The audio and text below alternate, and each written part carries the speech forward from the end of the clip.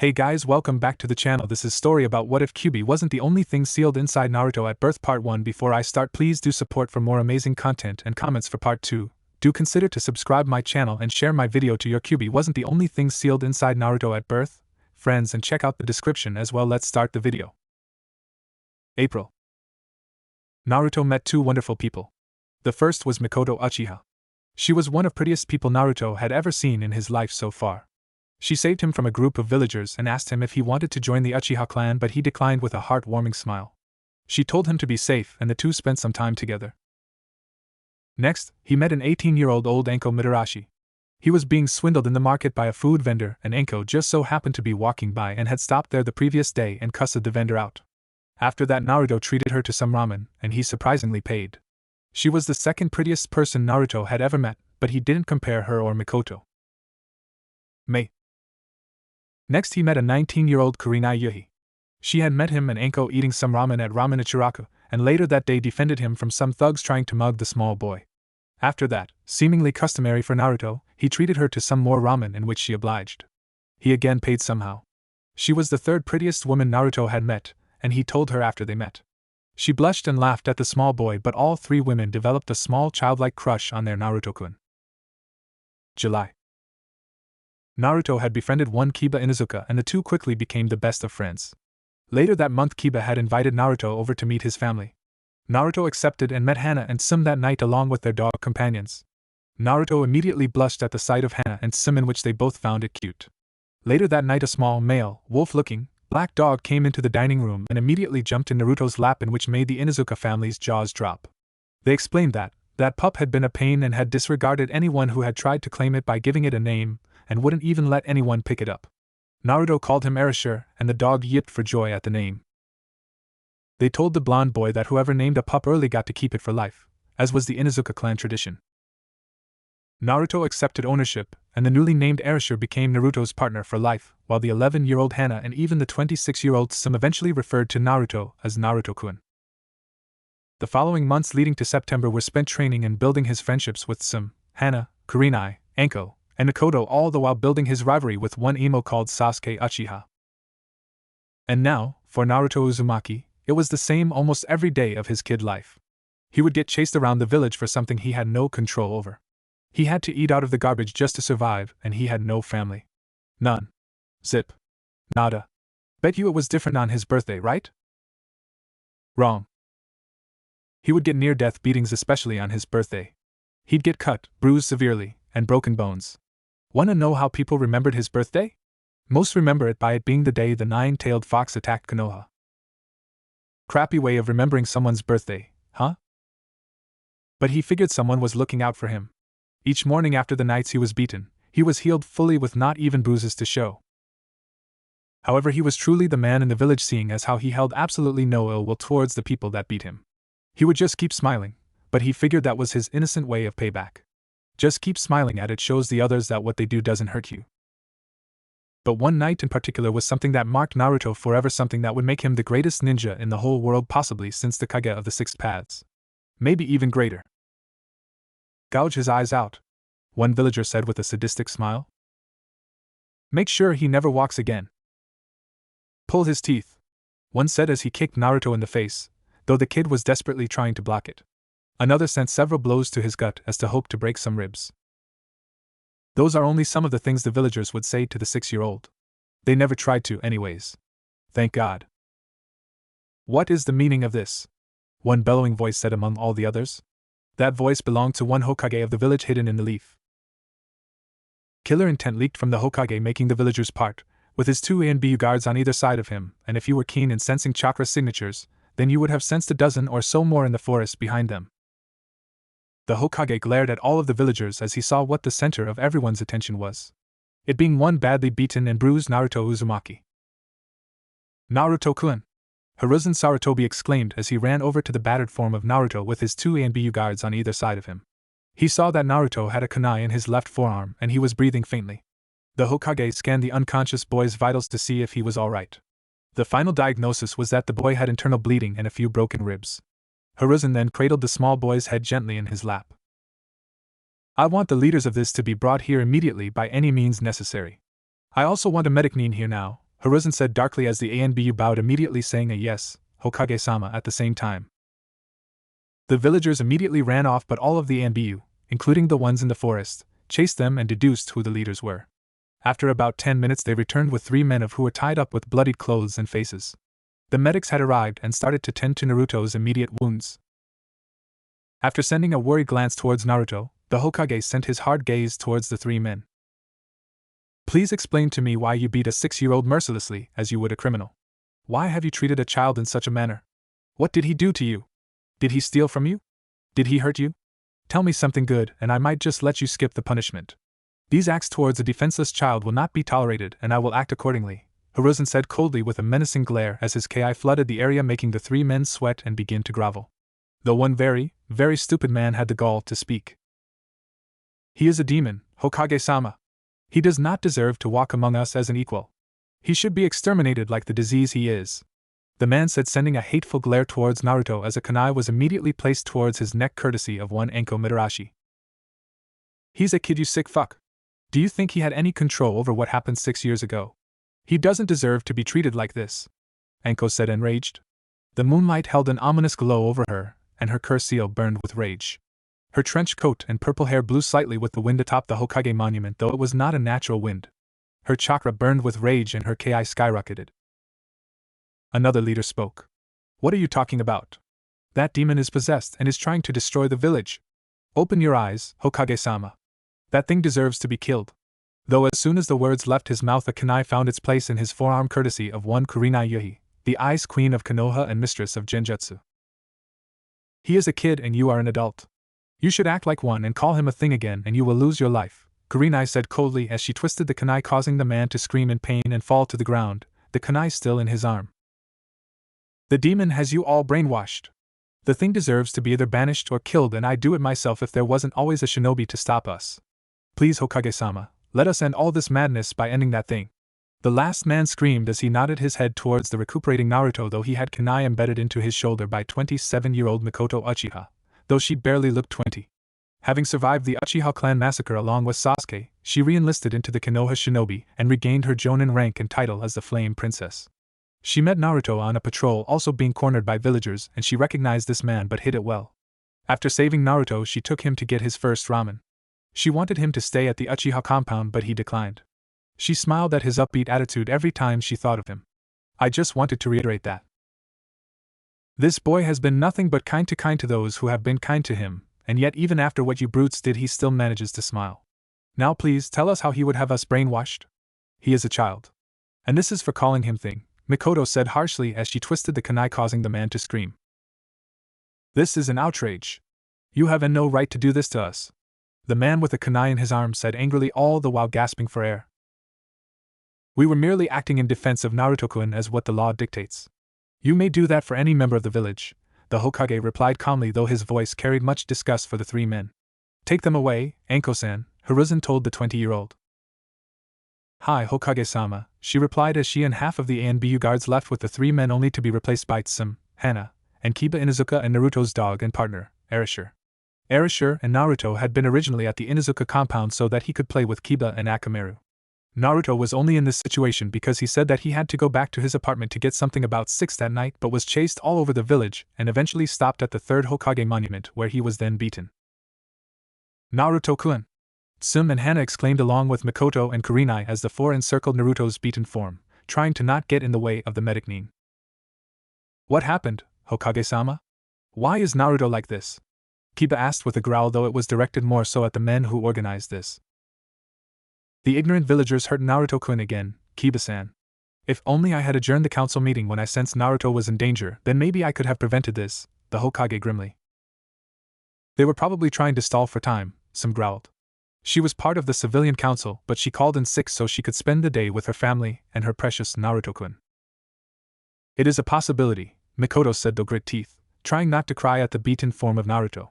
She had long since put to bed her love for Sasuke's father, even though it was faker than female movie stars' tits of today. It was basically a shotgun marriage.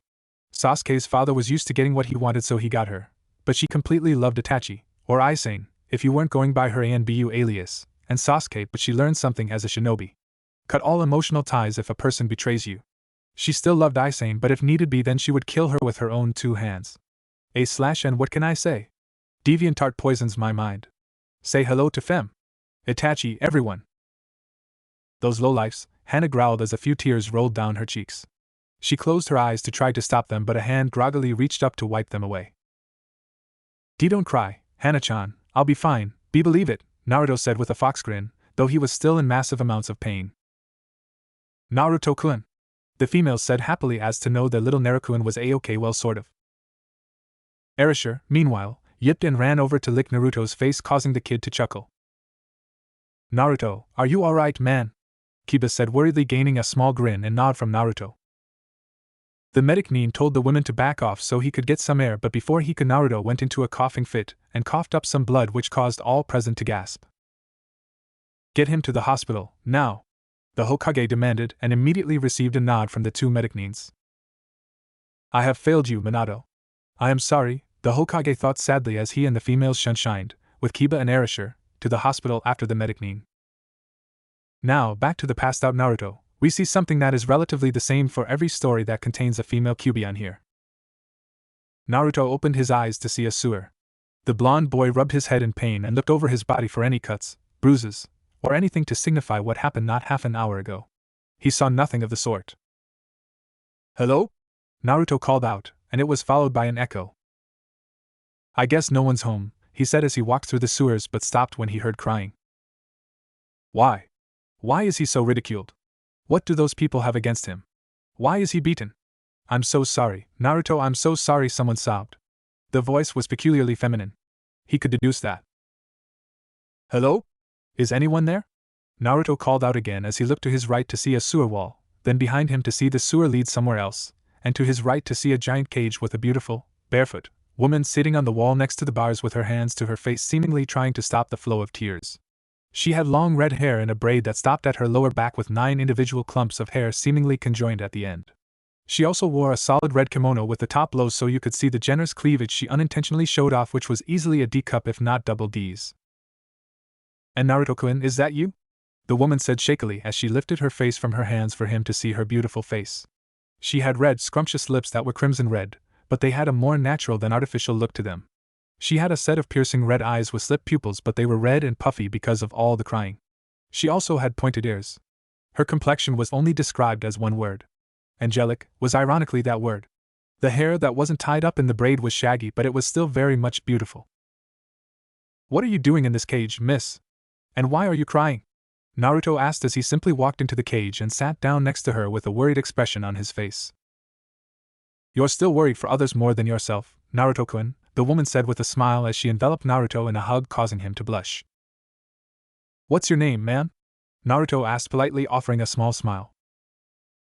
I'm Kyuubi no Yoko, Kyuubi said as she ruffled Naruto's hair, making the child blush. Nice to meet you, Kyu-chan, I'm Naruto Uzumaki. Naruto paused. Oh wait, I think you already knew that, Naruto said sheepishly, causing her to giggle and blush at the nickname. You're so cute, Naruto-kun, Kyuubi said, smiling, making Naruto blush. So, it seems the fox has a heart, a voice said from across the cage, causing Naruto to look up to see a man with piercing red eyes, long black, shaggy and spiky hair, a large war fan on his back, fair-colored skin, and dull grayish-black armor. Who are you, mister? Naruto asked as he stood in front of Kyuubi protectively. The man chuckled as he adopted a softer look than a moment ago. I am Madara Uchiha, Naruto-sama, Madara said, looking past Naruto to see a now standing Kyuubi giving him a hard gaze. I already told you I was sorry, Kyuubi-san. I was blackmailed into attacking Konoha 6 years ago, Madara said as he walked past Naruto to rest his fan on the cage wall before sitting down about 3 yards from Kyuubi, of who was now sitting again. Why are you calling me Naruto-sama, Mr. Uchiha?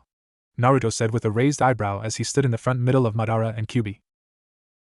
Because I see it fitting to be calling someone that, especially when it is their body, Madara explained. Okay, I have a request and 2 questions, Naruto said as he crossed his arms. What is your request, Naruto-sama? Madara said with a raised eyebrow. Just call me Naruto, Mr. Uchiha. We're friends here, aren't we? Naruto said. Of course, Naruto, Madara said, earning a smile from Naruto. What are your 2 questions, Naruto-sama or Naruto? Madara asked. What did you mean you were blackmailed into attacking Konoha, and what do you mean when you say that this is my body? Naruto asked. 8 years ago I was confronted by a group of 5 of who I still don't know their group name, and requested me to attack Konoha. They said that if I didn't then they would kill the entire Uchiha clan and make me watch. I proceeded to fight the group but was defeated after killing 2 of them. They gave me 2 years to prepare. I learned of your parents planning to conceive a child and that the Jinchuriki seal would be at its weakest then. So after you were born I controlled Kyuubi-san here and made her attack Konoha at the point that was farthest from the Uchiha clan compound. But during the attack, Kyuubi was resealed and I was sealed along with her as well as someone else, Madara finished with a downtrodden tone and expression. Naruto looked to Kyuubi on the last part, and she nodded. So from what I've gathered I'm a Jinchuriki and my mom was the previous Jinchuriki, huh, cool. And this is my mind I need a remodeler, Naruto said earning chuckle from Kyuubi and Madara. Who were my parents? Kyuubi stood, knelt down, and wrapped her arms around Naruto's neck from behind him causing him to blush. Your mother was Kushina Uzumaki, or known as Red Death around the elemental countries. Your father Kyuubi paused for a moment, was the 4th Hokage, Minato Namikaze. You are, by rightful, heir to the Namikaze/Uzumaki clans here in Konoha. When you get out of here be sure to tell the Hokage that. Naruto's eyes widened. What happened to them, Kyu-chan? He said after a moment, not giving a crap about being heir to a clan but he did store the info away for later. They died heroically, said a new voice from outside the cage causing Madara, Kyuubi, and Naruto to turn around to see a tall man in strange attire. He had on a large red hat with a wide brim, long red trench coat, sunglasses with ocular lenses, and a black suit with a white undershirt, red cravat, white gloves and black riding boots. He wore a grin and he had black hair. Who are you? Naruto asked as he exited the cage and wiped away some tears after hearing his parents had died. The man walked over to Naruto and knelt down before ruffling his hair. Alucard and I am at your service, Alucard grinned showing his elongated canines. Naruto grumbled as he swatted Alucard's hand away causing the man clad in red to chuckle. What are you talking about? How do you know how my Ka-san and Tu-san died? Nah, I'm just fucking with ya, Alucard said releasing a laugh but earned a very, very hard punch from Madara. You don't joke about those things you mean it? Naruto said angrily with a few tears falling down his cheek. They died saving you, Alucard whispered making Naruto's eyes widen. From her, Alucard added pointing a finger at Kyuubi making her fall to her knees in her cage and more tears to fall from her cheeks. And Naruto-kun, I'm sorry. I wasn't being myself F. Please F forgive me, Kyuubi said in between sobs as she buried her face in her hands. Why did you tell him that? Madara whispered to Alucard as they watched Naruto walk back in the cage. They could exit the cage freely but they couldn't exit Naruto's mind altogether. Because if she ever wants to become his mate when he gets older, then he will need to know now better than later, Alucard reasoned. However, me being the asshole I am, will not tell him that his mother's body was never recovered, Alucard grinned making Madara sigh and pinch the bridge of his nose. They've known each other for 15 minutes. How did you deduce that? Madara questioned after a moment of silence. The air around here became lighter and happier ever since they started to speak, but now it's heavy again courtesy of moi, French for me, Alucard finished with a cackle while Madara surprisingly sweat dropped. Meanwhile with Kyuubi and Naruto. I'm sorry, Naruto-kun, Kyuubi stuttered as more tears dropped from her beautiful crimson eyes and rolled down the porcelain skin on her face. Naruto just stood there with his hands clenched at his sides and tears were rolling down his cheeks. His spiky hair was in his eyes so she couldn't see his expression. I understand if you don't want to speak to me, Kyuubi stuttered again as she sobbed more. Not a moment later Naruto put his small arms around Kyuubi's form making her look up to see the smiling yet crying face of Naruto. It's okay, Kyu-chan. I know it's not yours or Mr. Uchiha's fault. I forgive you, Kyu-chan, so we can still be friends, Naruto finished with a smile as he pulled back and wiped away the tears on her face with his thumbs. Kyuubi went wide-eyed as a blush found its way onto her face. She took both of her hands and put them on the one Naruto had on her face. She smiled through the tears and pulled Naruto into a hug of her own before kissing his forehead lightly making him blush furiously. Not to ruin the moment, Naruto, but are we going to get on with this? Madara piped in as he and Alucard stepped in the cage. Why can you guys come in and out of the cage while Kyu-chan can't? Naruto questioned as Kyuubi stood and put her arms around Naruto's neck making him blush again. Because this seal wasn't designed for us but it's doing a good job keeping us in here, Alucard chuckled. You still never said how you got in here, Alucard-san, Naruto questioned. I was simply taking an enthusiastic stroll and wanted to hitch a ride on Kyuubi-san and I was sealed in here along with Madara here, Alucard grinned. Naruto gave an "oh" while Madara spoke again. Now that you have met us, you need to train, but you won't like what you will have to, Naruto-sama, Madara said grimly. What is it, Madara-san? Naruto questioned, ignoring the sama. Madara added. You will have to leave the village for a long time, of which during you will become a very, very strong ninja, Naruto. I already have a set amount of time you will be away. You may decline, but I recommend it, Naruto-sama, Madara added. How long will I be gone? Naruto questioned again, still ignoring the sama. 7 years? You will return on your 13th birthday, Madara said. You want to be Hokage of Konoha, no? And protect your precious people? Of course I do. I'll do it, Naruto said without a second's thought. Kyuubi gave a smile to Naruto and how he would protect his precious people with his life. She hoped that one day she would be on his list. But I have one question, why do I have to leave Konoha? Naruto asked curiously. Because you will be advancing at a rate unseen by anyone, and you will attain a strength that rivals the Sage of the Six Paths. You will learn each affinity and its basic abilities as well as advanced, learn each of our special abilities, unlock my dojutsu, learn most sub-elements, and be taught S-rank jutsus, as well as wield each of our special weapons excluding Kyuubi-san, of course. She has raw power and has no need for weapons. You will also be taught advanced genjutsus, ninjutsus, and taijutsus, and well as most subcategories, including kinjutsus, but you will be taught the basic jutsus first.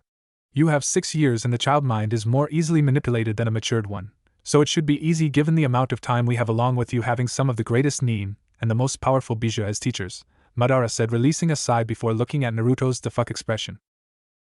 In other words, you're gonna be learning a lot of shit. You better be ready, kid, Alucard said as Naruto began to fade. You must be waking up, Naruto-kun, but we can still speak to you telepathically, so don't worry, but remember to remodel for me, Kyuubi said with a smile as Naruto completely vanished from his inner realm. Naruto opened his eyes to a sliver to see Kiba, Anko, Kurenai, Tsum, Hana, and Mikoto, asleep as well as Erasure in chairs around his hospital bed, though Erasure was sitting on Naruto's stomach, him rising and falling with Naruto's steady breathing. Naruto reminded himself that he needed to speak with Gigi about his leaving for the next 6 years. He also thought about who was going to protect him at such an early age. Do not worry, Naruto-kun. Madara, Alucard, and I will protect you until you are able to fend for yourself, Kyuubi reassured with a smile. Naruto smiled back and sighed mentally before he sat up only to be greeted with Anko and Kurenai jumping up immediately, causing Kiba, Mikoto, Hana and Tsum to soon follow. After making sure he wasn't injured and giving them a foxy grin, which made them strangely blush and Kiba to roll his eyes, he said one sentence. I need to see Gigi. Are you alright, Naruto-kun? Hiruzen asked worriedly as the rest of the group that had been watching him that night left his office per request on his part. I'm fine, Gigi, but I have something to say that I believe you may not like, Naruto said as he looked his Gigi right in the eye. What is it, Naruto-kun? The Hokage replied. I am leaving Konoha. Breaking the news to his Gigi was difficult, but breaking the news to Tsum, Hana, Anko, Kurenai, Mikoto, and Kiba was even harder. They did not like the fact that their little Naruto-kun was going off into the very real and very dangerous world. But Naruto said that this was for the best, and that he would get stronger. He took the genin exam a week after his meeting with his 3 tenants, and the Hokage said that when he came back to Konoha, he would immediately be met with the rank genin and issued a headband. You never told us when you'd be coming back, Naruto, Kiba said as he smirked. I'll come back exactly on my 13th birthday, believe it, Naruto said, giving him a thumbs up. Are you sure I should take Erasure, Tsum-chan? Naruto asked, receiving a small blush from the clan leader. Who else is gonna watch your back, Naruto-kun? Tsum grinned as she, Hana, Anko, Kurenai, and Mikoto each gave Naruto a loving hug, making Erasure yip in approval. Perverted dog, Naruto thought. Oh, you know you liked it, Alucard piped in with a cackle. Oh, and Gigi, Naruto said, earning a questioning look from the Hokage. I expect the Namikaze compound to be ready when I get back, Naruto smirked to himself as he saw the wide eyes from everyone present. He then exited the gate and headed to who knows where. After a while he soon checked his shorts pocket to find a picture of him, Kiba, Mikoto, Anko, Kurenai, Hana, and Tsum with him seemingly being the center of attention, with him blushing and the crowded around him so they could pose for the camera. He looked back to Erasure, who was resting on the top of his backpack, and smiled. That would be motivation enough for him to get stronger so he could protect them and any others he considered part of his group of precious people. 1 year later. In a field just inside the land of waves you could see 5 figures. One was clad in a red trench coat, another a properly fitted kimono, another figure that was clad in gray-black armor was fighting a 7-year-old boy. The last figure was a small pup of who was cheering Naruto on by giving an occasional yip of motivation. He had been taught that he could materialize any of his tenets by preforming a Kaigebushin no Jutsu, shadow clones technique, and adding their chakra to them, and adding a more than usual amount to them so they wouldn't dissipate, but this was only fairly recent seeing as how he had to be taught that technique first. Again. Your stance is sloppy, Madara said as Naruto charged him with the Inazuma, the lighting affinity blade, and Kajin, the fire affinity blade, which were Madara's 2 trademark blades.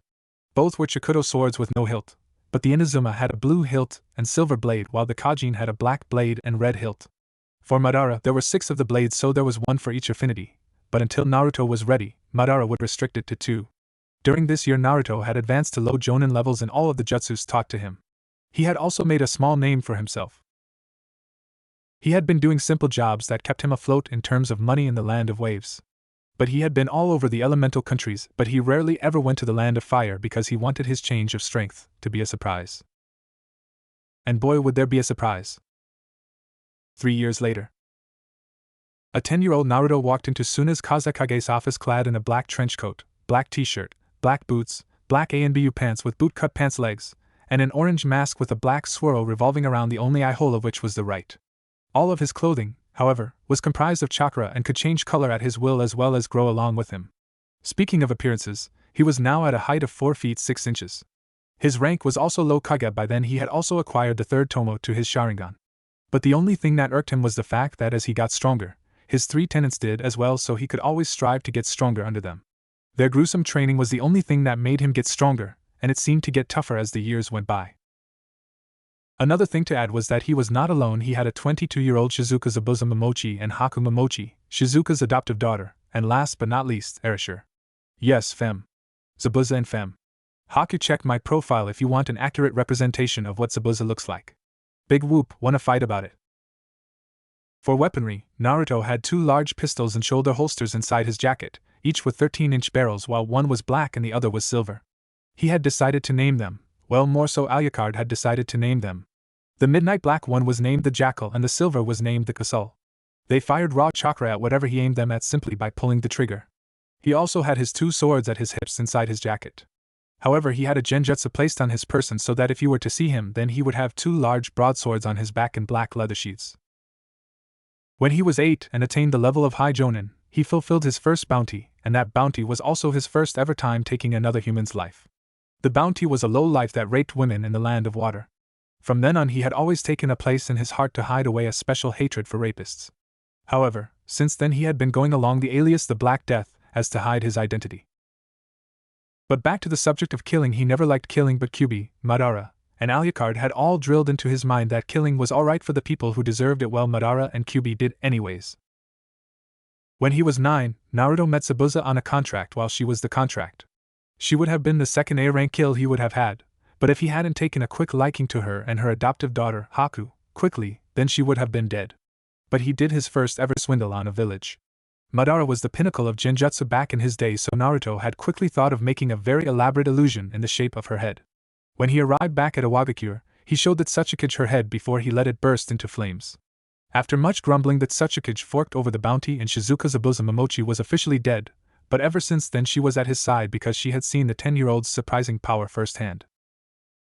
When he had just turned 10, he accepted a bounty via bounty board in Kirigakure. He killed the target with the help of Shizuka and Haku, and turned it in to the Mizukage, Mei Terumi. But all of this was after he, Shizuka, and Haku had helped end the Kiri civil war alongside Mei and her rebel army. He had to go in his four-tailed state to defeat a fully transformed Yugura, however he had complete control. Afterwards, that was also when they started to date, while Mei was his second girlfriend, his first being Kyu-chan. Naruto had also met the Reconnecting, within the same year. The man took a quick liking to the young bounty hunter. He had also made quite a few friends in Kyuubi. Killer B, the Eight-Tails Jinchuriki, Yujito ni, Mabui, A's secretary, Karui, and Samui ni. Yujito, Karui, Samui, and Mabui each had a crush on our not-so-oblivious anymore Nine-Tails Jinchuriki. That didn't mean that they knew of his Black Death. Naruto smirked at the memories. There were only 5 people that knew his true identity. A, Killer B, Haku, Mei, and Shizuka were the only ones. Here are your bounties. The billboards were also off. One of these fools was a borderline S rank, A rank missing Nin. I expect reparations, Black Death growled out, receiving an immediate nod from the Kazekage. Your final total is 1,800,000 Ryo. 400,000 each for the A ranks and 1 million for the borderline Nin. Good day, Black Death-san, the Kazekage said, receiving a nod from the orange-masked, red-haired man. That night, as Naruto walked out onto a balcony in his hotel in Suna, he pulled out 2 pictures this time. One was of him back in Konoha and another was of him, Meihaku, and Shizuka back in Kirigakure with him and his mask on. Naruto smiled and returned to his bed in his hotel room. He also heard something no normal 10-year-old should. He heard Haku and Shizuka in their respective rooms moaning his name due to his heightened senses. Rest assured he was still a virgin, but he found it cute that they would masturbate to him. He shut the balcony door, took off his coat and mask before falling on his bed, and let Erasure claim his spot on his chest. 3 more years was the last thing he thought of before falling into a blissful sleep. Another 3 years later. Naruto, Erasure, Haku, and Shizuka were currently making their way to Konohagakure in the Land of Fire 3 months before the assigned time. Naruto had hidden his mask away inside his jacket as well as making his jacket white. He had grown to an impressive 5 feet 5 inches over that 2 years and 9 months. He had actually already hit the early stages of puberty, seeing as how his voice had matured early. Damn, Alucard. His power had also advanced to above Kage level, or 8S class shinobi. Madara, Alucard, and Q-chan had all come to the joint conclusion that Naruto was so powerful that he was to be in the famed X-class shinobi rank. No one in 100 years had attained that rank. That was actually his base power level. If he were to use any of his other techniques, then he would be unstoppable to anyone and everyone. He had also mastered 3 things. One was the Mangekyo Sharingan. He had attained that on his toughest day of training, which was 4 months from the current time. So the Amaterasu, Tsukuyomi, and Susanoo were all added to his arsenal of killing techniques, though the Susanoo had only progressed to an incomplete Susanoo without a lower body. But Madara praised him, saying that it was near impossible to unlock the Susanoo within 4 months of unlocking the Mangekyo, and then still have time to spare with progressing the Susanoo to its 2nd out of 7 stages. If the second was that he mastered the Rasengan by the time he was 11. The third was the summoning contract he had with a few winged beasts, you could call them. Courtesy of his Q-chan. But here's another piece of information on our favorite, above Kage level, X-class, blonde. He had truly amassed a treasure over the years, so he had purchased a few houses throughout the nations. It was truly astounding that a few years out of the village that did him harm made him attain such a great level of prosperity. There were 8 things that made him want to return to the village. Kurenai-chan, Mikoto-chan, Tsum-chan, Hana-chan, Enko-chan, Kiba, his Gigi, and the fact that he could head the most prestigious clan in Konohagakure. By then, word had gotten out that Shizuka was still alive, and no one knew who had turned in the bounty 3 years ago thanks to a certain redhead, female Kage. Naruto had to thank her for that, or his identity would have been found out a long time ago by simple addition. If he was to walk around with Shizuka, then people could put 2 and 2 together to find out he was Black Death. He was also very much wanted in IWA, but no one really cared because of their dislike for their Kage. Why'd you have mess with me hitting puberty? I was perfectly happy the way I was. I wanted to come into this process naturally, you know, Naruto grumbled towards Alucard, and Naruto got a cackle in return. He then heard a giggle from his precious Q-chan. I think you look sexy, Naruto-kun, the delicious vixen said seductively, which made Naruto blush. If anyone wanted to make him blush, it was her. You're never gonna let me live that down, are you? Shizuka groaned as she heard an amused chuckle from Naruto. I was scarred with the noise of you moaning a 10-year-old's name, you, too, Haku-chan, Naruto snickered, making the 18-year-old Haku blush. Don't hide your blush from me, Shizuka-chan. I am not hiding it, Naruto-kun, Shizuka responded. On a random note, why'd you take off your mask and change your clothes colors? The swordswoman asked as her blush receded. Because I wanted to keep my identity a secret, duh, Naruto said, poking his tongue out at her. Shizuka rolled her eyes as the 3 people, and dog, walked up to the gates. The 2 guards sprang to action. Halt. State your name and business, the one on the right said. Naruto smirked. Naruto Uzumaki Namikaze. I would like to see the Hokage. The 2 guards went wide-eyed and immediately bowed. Of course, Namikaze-sama. We trust you know the way to the Hokage office? The guard on the right asked as he received a nod from Naruto. I also trust that these 2 have the Namikaze clan protection? The left guard asked, receiving another nod. Enjoy your stay, Namikaze-sama. Naruto nodded as he entered the gates with Haku and Shizuka right behind him. However, Naruto wanted to stop somewhere first. I'm home, Naruto called out at the Ichiraku ramen stand. Who the hell thinks they're home? Tochi stopped as he was met with the sight of a grown Naruto clad in strange clothes. He couldn't forget the wolf-like dog on his head or that mop of blonde hair anywhere. And Naruto-kun? Tochi stuttered. I am. Get out here! Tochi yelled to his daughter.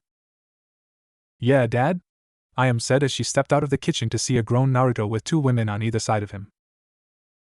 Oh Toto!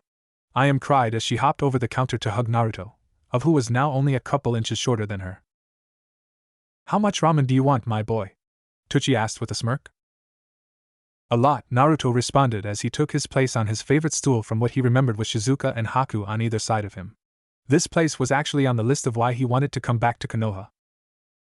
Hiruzen Sarutobi rubbed him temples as he sifted through the paperwork. Hey Gigi, he heard somewhat deep voice call from behind the stack of papers. I don't know who you think you are, boy, but no one calls me Gigi except special people. And how the hell did you even get in my office? Hiruzen asked, irritated, not even bothering to look above the papers. Am I not special, Gigi? Did you forget about me? The voice said again. Sarutobi's eyes widened as he shakily looked up to see a grown Naruto with a dog on his head and two women on either side of him. And Naruto-kun? Why do you think Hokage-sama called us in here? The 24-year-old Anko asked as she, Kiba, Mikoto, Kurenai, Hana, and some all walked to the door leading to Hiruzen's office. Maybe an A-rank mission? A now 17-year-old Hana asked. Kiba wouldn't be here if that was the case, a 31-year-old Sam said with a chuckle, making her 12-year-old son growl. Probably just to remind us that Naruto-kun is coming back in 3 months, Mikoto said, visibly saddened. Each and every day Naruto was gone that made each of his friends want to see him, and hold him more, the females more so than Kiba. The male Inuzuka trusted his friend to come back in one piece. Possibly, but it's unlikely, the 24-year-old Genjutsu mistress and ice queen, Kurenai said, her voice also downtrodden. Enter, they heard Hiruzen say from the other side of the door. However, what they saw when they entered was a sight they thought they wouldn't see ever again. Probably due to the fact that a 6-year-old out alone in the world didn't have a high chance of survival. And Naruto-kun? Each of the females stuttered as they blushed on the sight of the very, very handsome, and hell, even sexy form of Naruto Uzumaki Namikaze. Am I early? Naruto said with a genuine smile, making Haku and Shizuka smile at the reunion. He then cackled at a joke. This is the only time I'll come early, he finished mentally, followed by a cackle. Naruto-yen! They yelled as they tackled the above Kage level, X-class, Nin to the floor, each with huge smiles and tears running down their faces. I can vouch for her and Haku-chan, Gigi, they've been protecting me and training me ever since I was 8, Naruto lied smoothly. He didn't really like to lie, but hey, you gotta do what you gotta do. The Hokage nodded. You two may stay in Konoha, Zabuza-san, Haku-san, but I have one condition. You must enlist as Konoha shinobi, the Hokage said evenly. Shizuka and Haku both looked to Naruto, of who just shrugged and patted Erasure on the head. We accept, Hokage-san, Shizuka bowed lightly, as well as Haku. It is always nice to have new faces around the village, Hiruzen smiled. Now, as it seems you will be asked to attend council meetings nowadays, Naruto-kun, seeing as how you discovered your heritage. How did you discover your heritage? The Hokage asked. It truly wasn't difficult even for a 6-year-old Gigi. I mean, who else around the village had this mop of blonde and spiky hair besides the Yondaime Hokage? Naruto grinned, and there were some chuckles from the people gathered. True, Naruto's Gigi retorted with a smile. My guess is that there's gonna be a council meeting today, isn't there? Naruto said with disdain evident in his voice. Of course. And would you like to take guess what it's going to be over? Gigi said with a chuckle. Me? Naruto groaned. Exactly. We'll catch up later, Naruto-kun, seeing as how those 6 have been eyeing you ever since they came into the office, Hiruzen said with a smile as he gestured to Anko, Kurenai, Mikoto, Sum, Hana, and Kiba. Alright, Gigi, do any of you know the way to the Namikaze compound?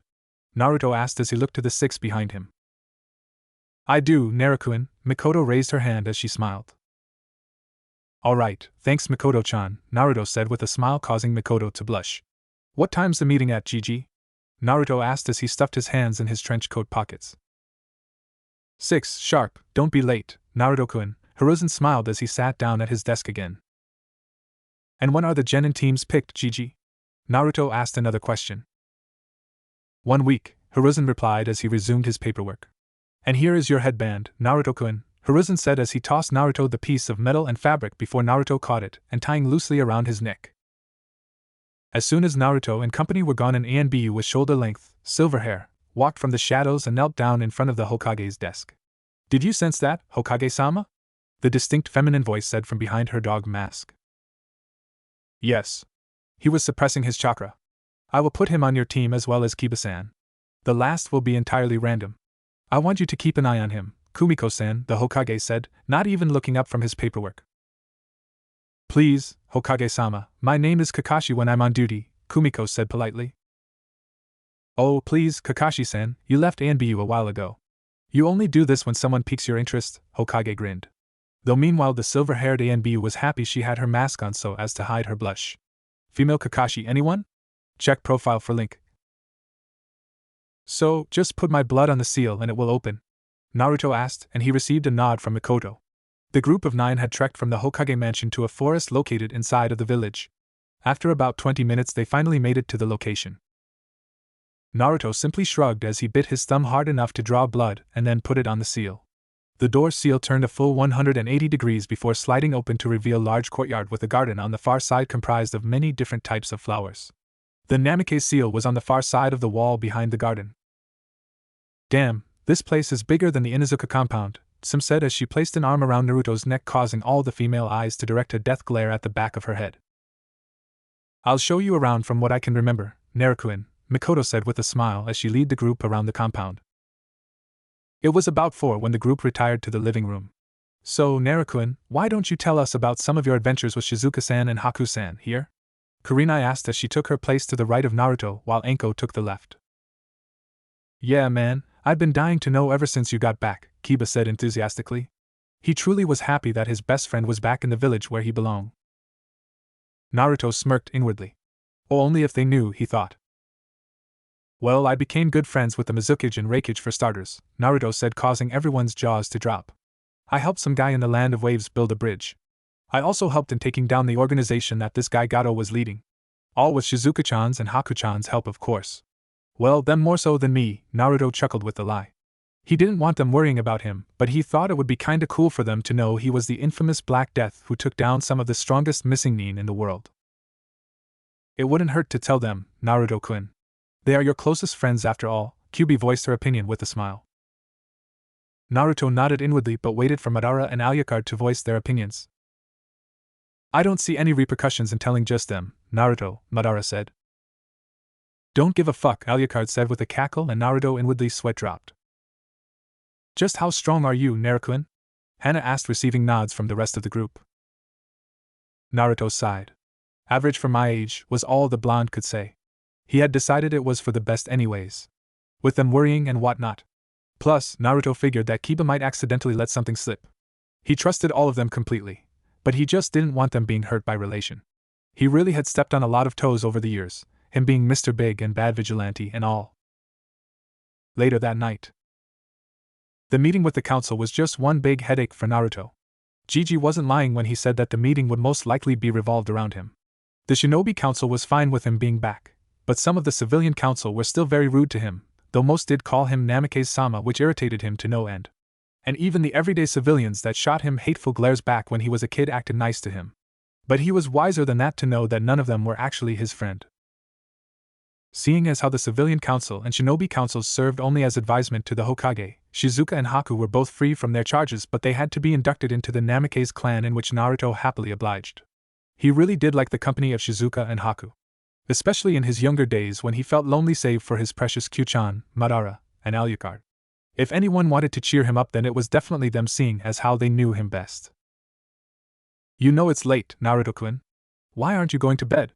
Shizuka asked. She stepped out of the main doorway to the courtyard while Naruto was adjusting his orange mask. She then put her arms around his neck affectionately. "I just want to take a little stroll is all," Black Death responded as he turned around to hug her. "Be safe," she whispered with a chuckle. Naruto merely snorted in amusement. "You know, Haku-chan, you and I do all these couple-like things, yet we aren't together. Why is that?" he asked with a hint of playfulness. "This again? I told you that we'd be yours when you're at Chunin," Shizuka said with a smile.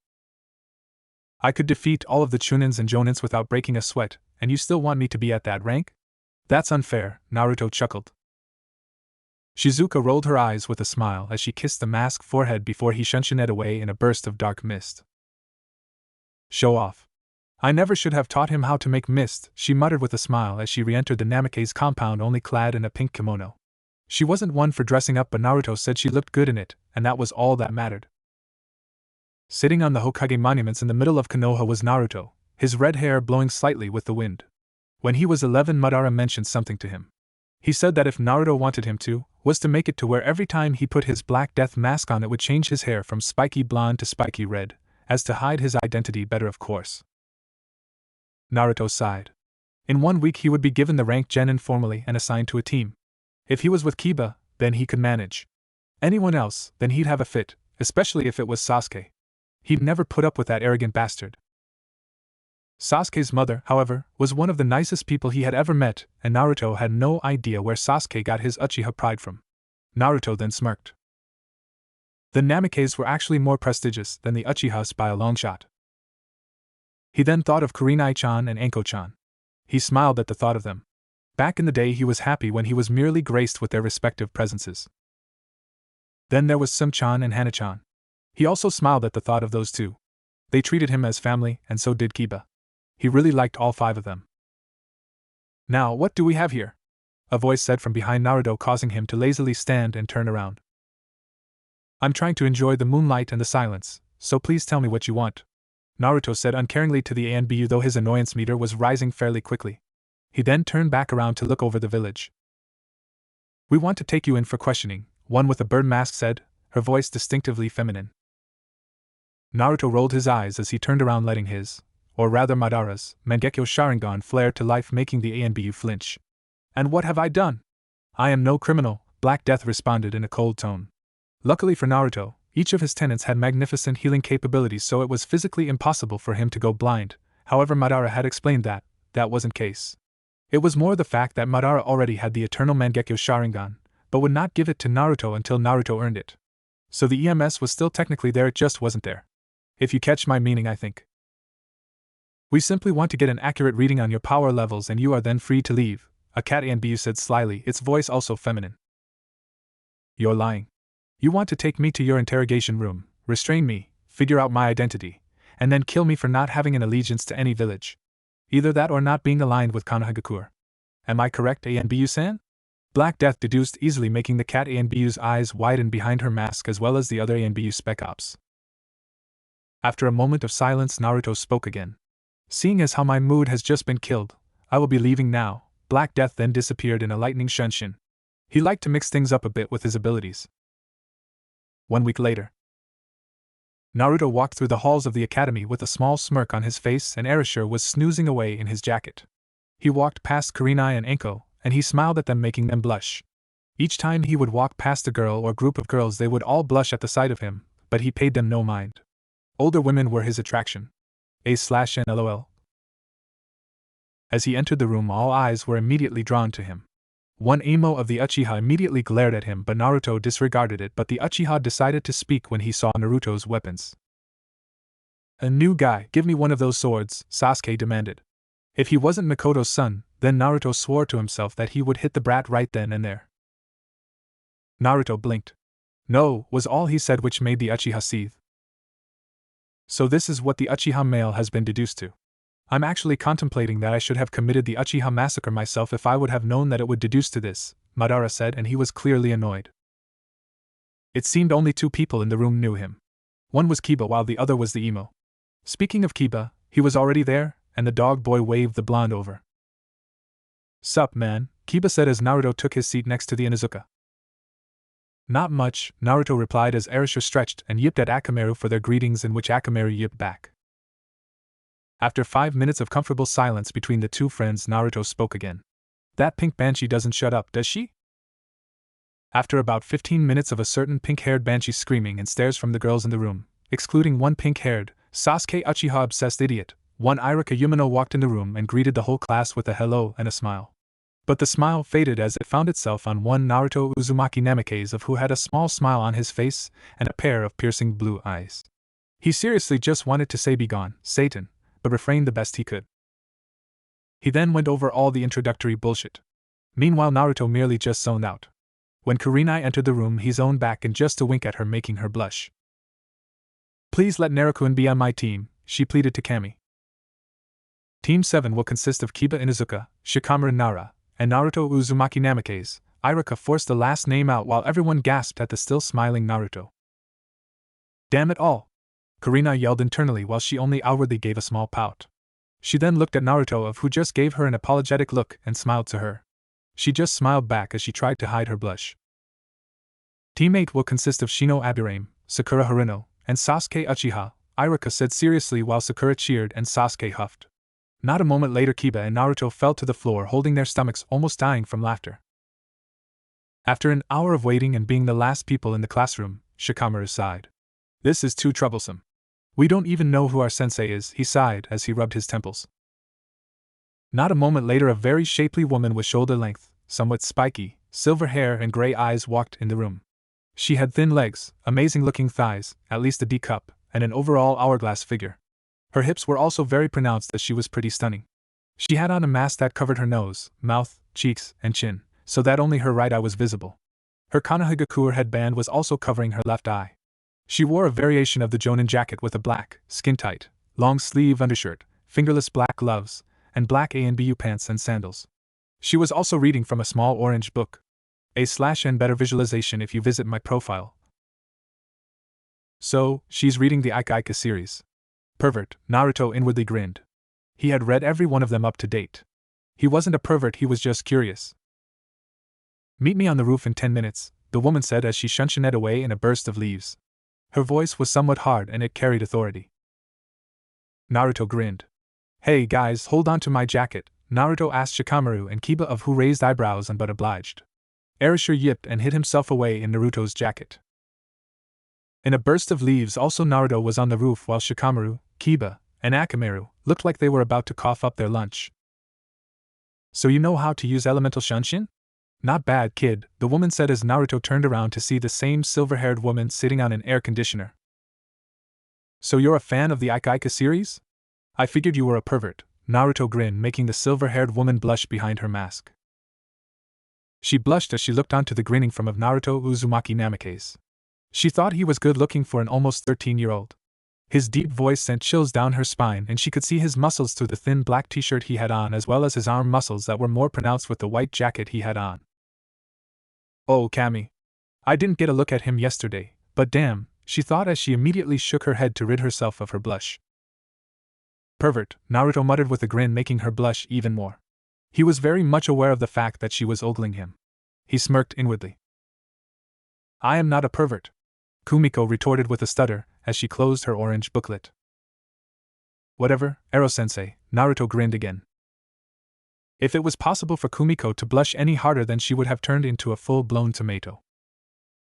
A cough brought their attention to the task at hand. Don't make this any more troublesome than it has to be, Shikamaru said as he rubbed his temples again. I'm gonna throw up again, Kiba said with disdain, and Akamaru yipped in agreement. After regaining her composure, Kumiko coughed. Alright, so we're going to go around and state what our names, likes, dislikes, and dreams are. Why don't you tell us how it's done, Ero-sensei? Naruto grinned to the silver-haired beauty while she blushed again. My name is Kumiko Hataki. I have a few dislikes and I have a few likes. I have some dreams but not many, Kumiko smirked beneath her mask. Your turn, dog boy, she said, pointing to Kiba, of who just growled at the name. My name is Kiba Inuzuka. I like to train with Akamaru and hang out with my friends. I dislike stuck-up people and banshees. At that, Shikamaru, Kiba, and Naruto snickered. My dream is to become the head of my clan, he finished. My name's Shikamaru Nara. I like to sleep and do nothing. I dislike work. And my dream is to go to bed right now, he finished with a chuckle and a yawn. I'm Naruto Uzumaki Namikaze. I like to hang out with my friends, eat ramen, and train. I also like older women, Naruto snickered while Kumiko was glad she had her mask on as to hide her blush. I also dislike banshees, especially the pink ones. My dream is to become Hokage of Konoha. Alright, meet me out in the Team 7 training grounds tomorrow morning at 8 a.m. And don't eat breakfast, or you're gonna throw it up, she said before she shunshined away in more leaves. Eat breakfast, guys. Judging from how late she was today, she's gonna be late tomorrow. So just remember to eat your breakfast, Naruto said as Kiba and Shikamaru shrugged before they each went home, though Naruto did go with Kiba so he could see his precious Hana-chan and Sum-chan. Seeing as how he figured that his Ero-sensei was going to be late, Naruto decided to sleep in the next morning. He fixed some coffee in which he had taken a quick liking to the brew over the last few years, fixed some eggs as well as some sausage for himself, but he decided to make some extra for his Haku-chan and his Shizuka-chan. Once he ate, he went for a shower, put on his clothes, and equipped his weaponry in which he still had no idea why no one had questioned his firearms or swords, put his black death mask in his jacket, and went back to the kitchen to kind Haku and Shizuka eating breakfast. Morning, sleepyheads, Naruto said with a grin making Haku blush. She was still as shy as Naruto remembered. Weren't you supposed to get up at 7 for some training or something? Shizuka asked with a raised eyebrow as she sipped some coffee out of Naruto's mug. Yeah, but my sensei is always late from what I gathered and I figured I'd sleep in, Naruto said with a yawn. Who's your sensei, Naruto-kun? Haku asked as she ate her eggs and sausage. Kumiko Hatake, Naruto said before Shizuka and Haku both did a spit take making Naruto raise an eyebrow. I take it you know her, Shizuka-chan, Haku-chan? Naruto asked. Yeah, we, fought a couple times. She's pretty good, but I can still beat her, ain't that right, Haku-chan? Shizuka said with a confident smirk. Naruto tried to wear that overconfident thing about Shizuka, but he was sure he would have preferred that more than a Shizuka with poor self-esteem.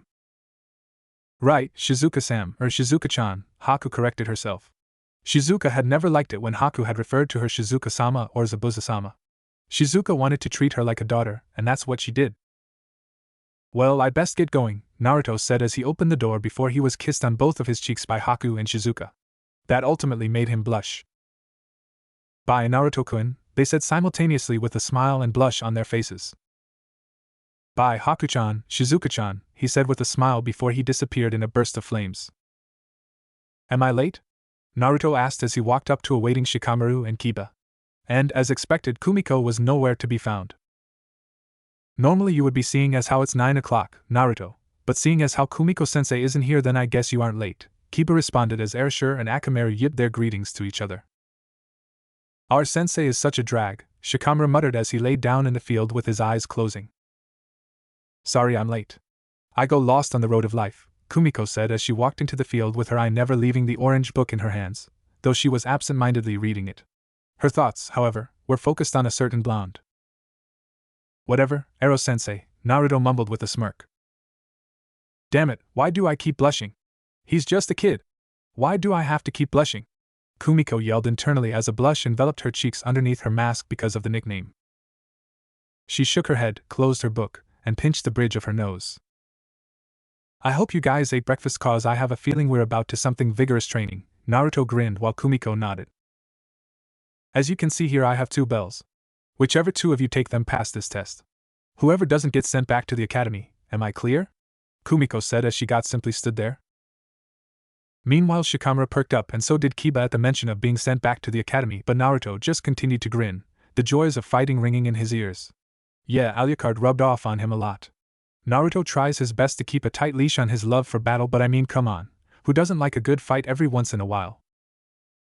I'll keep Ero-sensei busy, you guys take those bells for yourselves, Naruto said to his teammates, as he placed Erashur on the ground before he simply charged Kumiko at inhuman speeds. What the hell? He's not even using Shunshin. How's he that fast? Kumiko yelled as she jumped back from a punch that put a huge crater in the ground where she was formerly standing. Over here, Naruto said poking on the shoulder before she turned around to narrowly dodge a punch from the genin. Gutsuga. She heard someone say from behind her to see a spiraling Erashur and Naruto coming at her. She jumped up to avoid the attack as it made contact with the ground only to immediately stop. She landed about 10 yards away to see the dust clear to see 3 figures. One being Naruto, another being Shikamaru, the last being Kiba, all with smirks on their faces. The latter having the 2 bells on his index finger being twirled. How? She trailed off. While you were fighting me, these 2 saw an opening and took the bells from you. It was simple really, especially when the enemy's on defense, and only focused on one opponent, Naruto explained as he hopped out of the crater. Now, do we all pass, or do only 2 of us pass? Seeing as how this exercise was for teamwork and all, Naruto explained, receiving another dumbfounded expression from Kumiko.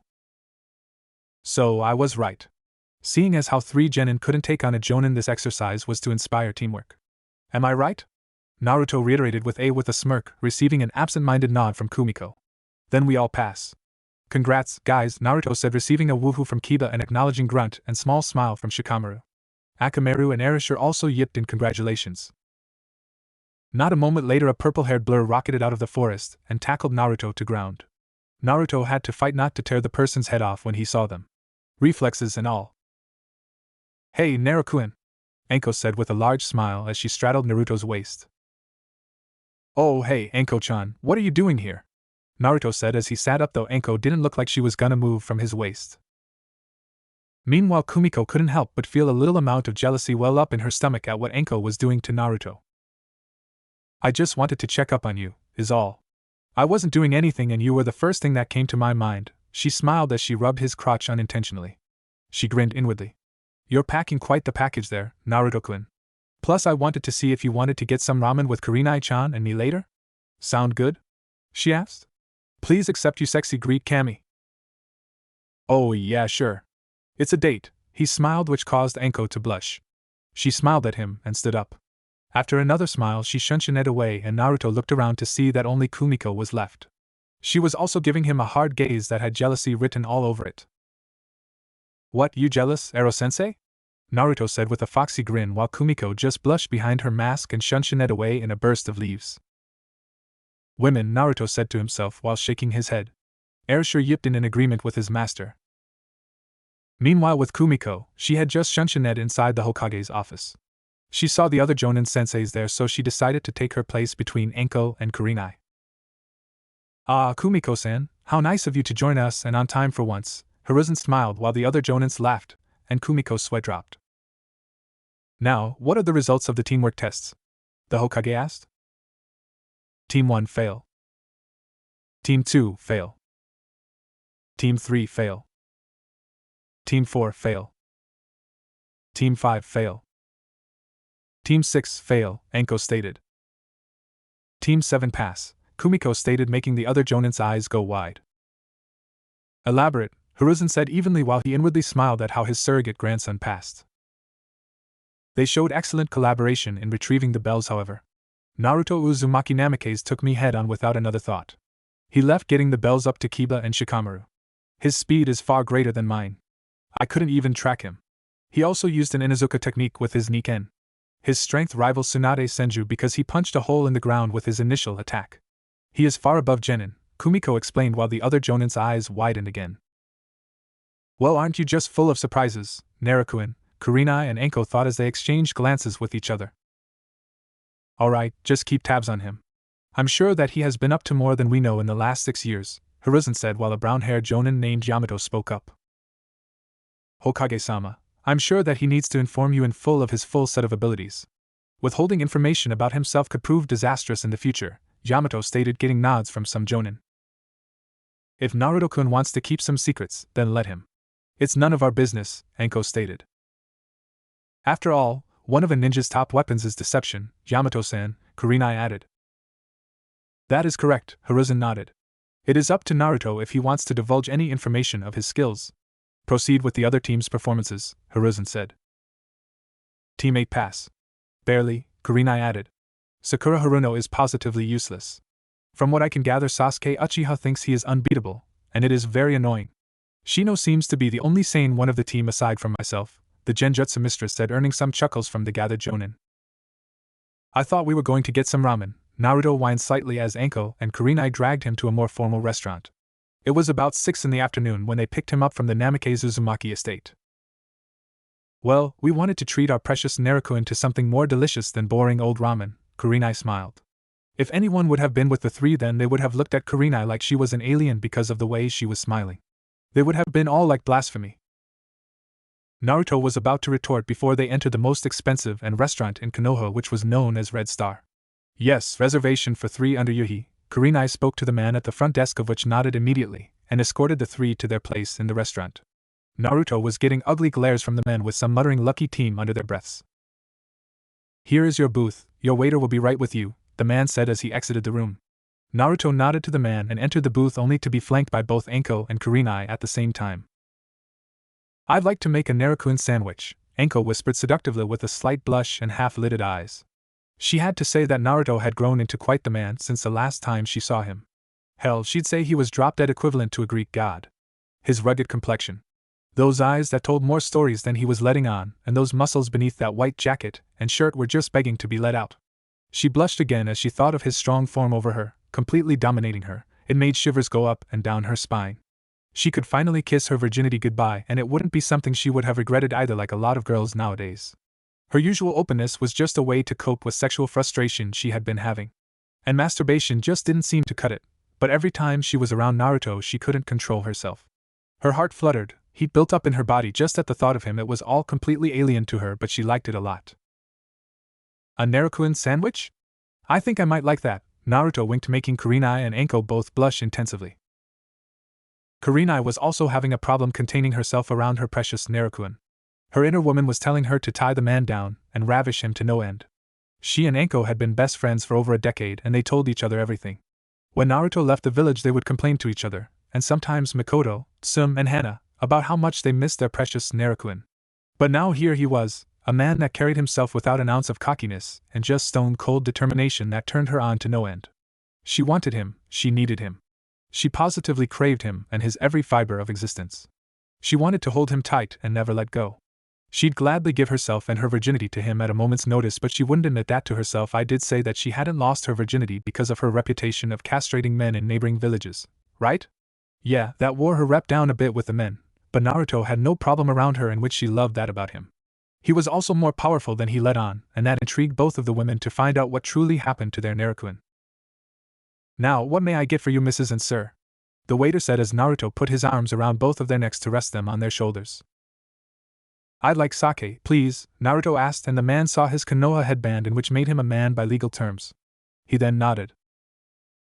Sake here, too, Kurenai and Anko said to the waiter, of who nodded. Here are our menus, I will back with your drinks, the waiter said as he left the area where the booth was. I never knew you were one to drink sake, Narukuin, Anko said with a smile. Yeah, I drank a lot while I was gone. The stuff barely affects me anymore, Naruto replied with a smirk. They let kids drink without any proof of identification? Kurenai asked with a raised eyebrow. Now she was really intrigued. Come on, Naruto-kun, at least tell them something about your time out of the village. You don't have to tell them about you being one of the strongest, if not the strongest, ninja in the world, but tell them something. Something vague, Kyuubi voiced her opinion. Naruto had to agree with that. If he didn't tell any of his precious people soon, then it would basically be telling them that he didn't trust them. But he still wouldn't tell them he was Black Death just for their safety, but what could a little vague information hurt? You two remember a week ago at the Namikaze compound when I said I was just training with Shizuka-chan and Haku-chan while I was away? Naruto asked as he closed his eyes. Yeah, we do, Narukuin. What about it? Anko asked as she scooted a bit closer to Naruto, and Kurenai did the same. I kinda lied. I was actually a bounty hunter since I was 8, Naruto said as he opened his eyes again only to look at the table. Kurenai and Anko were flabbergasted. Their little Narukuin was a bounty hunter? Then that means he had actually killed before, too. But before Naruto could say something, Anko and Kurenai both looked at each other and nodded before kissing Naruto on either cheek, which caused him to blush furiously. We don't care, Narukuin. And I'm actually happy that those 6 years weren't wasted on your part, Anko smiled as she kissed him on the cheek again. A blush also was adorned on her features.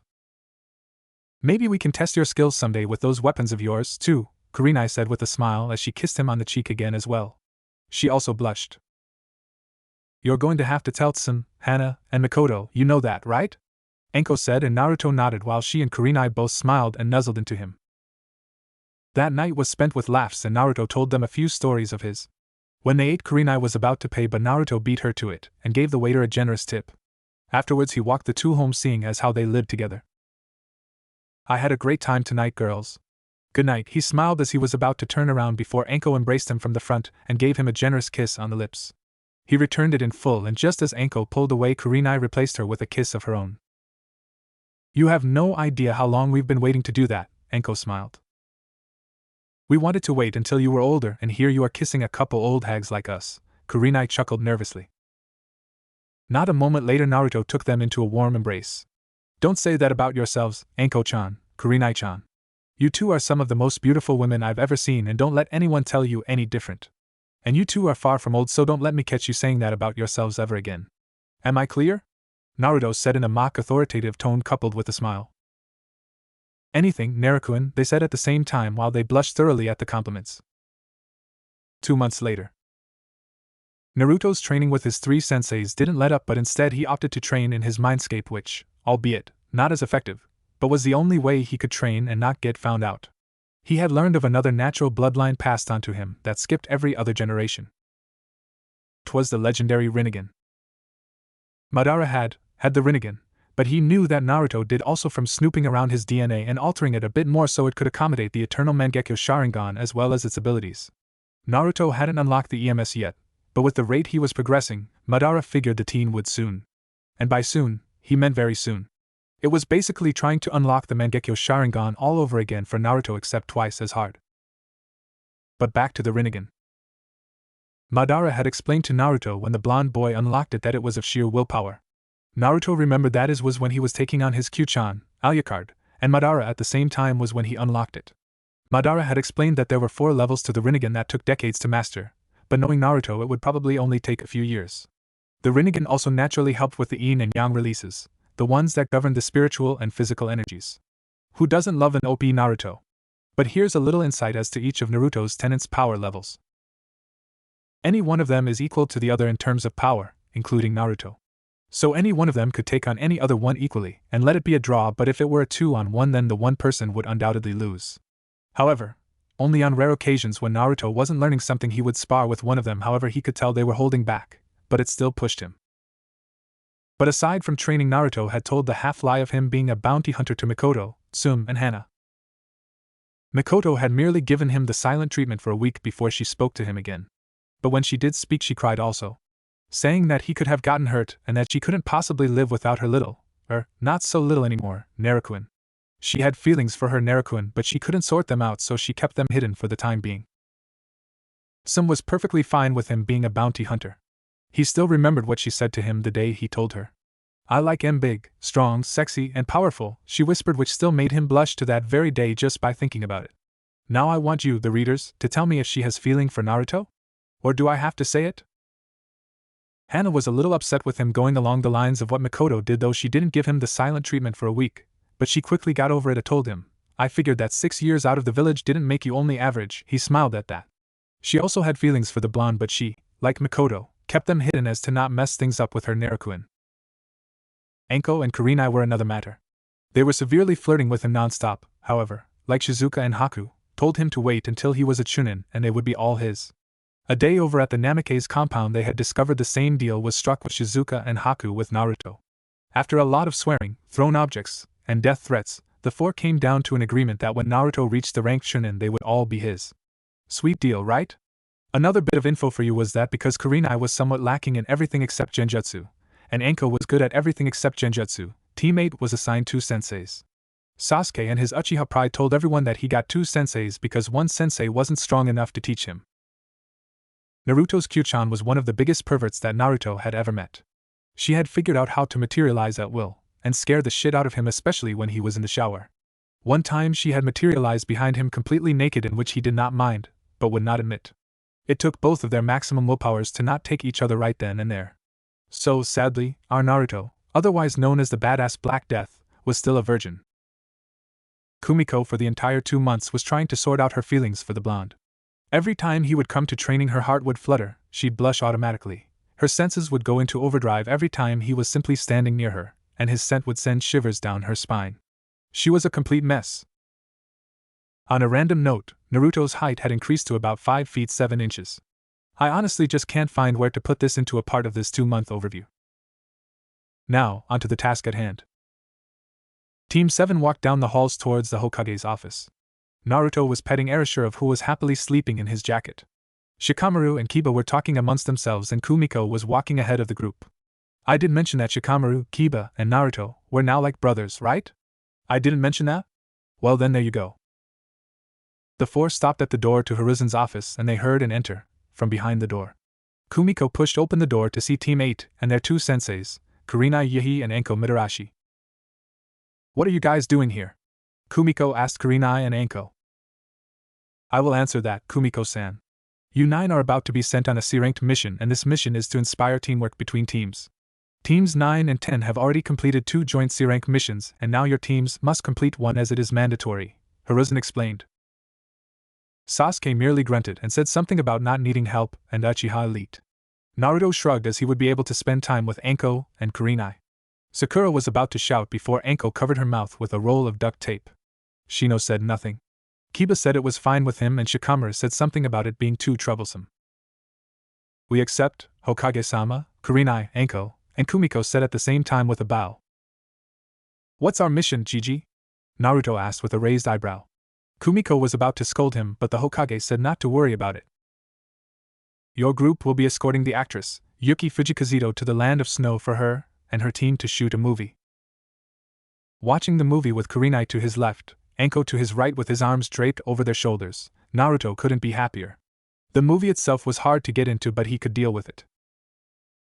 Sakura was currently being a fangirl for the characters in the movie. Sasuke was trying to zone out the banshee beside him. Shino was being silent and watching the movie. Kumiko was sitting a couple rows in front of Naruto, but she occasionally glanced back at him. She had jealousy written on every expression as well. Kiba was watching the movie respectfully all the while feeding popcorn to Akamaru. Erishur was sleeping and so was Shikamaru. Naruto looked to both of his soon-to-be women and smiled to both of them, causing them to blush. They didn't know why, but every little affectionate thing he did made blood immediately run to their cheeks. Naruto didn't know why, but he found it extremely cute. Naruto looked back to the movie to look at the main character, Princess Gale, or otherwise known as the famous actress, Yuki Fujikazuto. He had to say that she was extremely beautiful, and he would compare her to any of the other women he had taken an interest in, but he hated to compare any of the women he liked to each other. They were amazingly beautiful in their own rights. After the movie, and Sasuke and Sakura being thrown out, the two teams were resting outside of the theater. You guys like the movie? Naruto asked the group with a smile. It was good, Anko and Kurenai said with smiles. It was fine, Kiba said as he petted Akamaru. What movie? I was taking a nap, Shikamaru said as he yawned and stretched. What about you, Kumiko-sensei? Naruto smiled. It was, fine, she said as she walked off to meet their contact with her heart fluttering just from the simple sentence.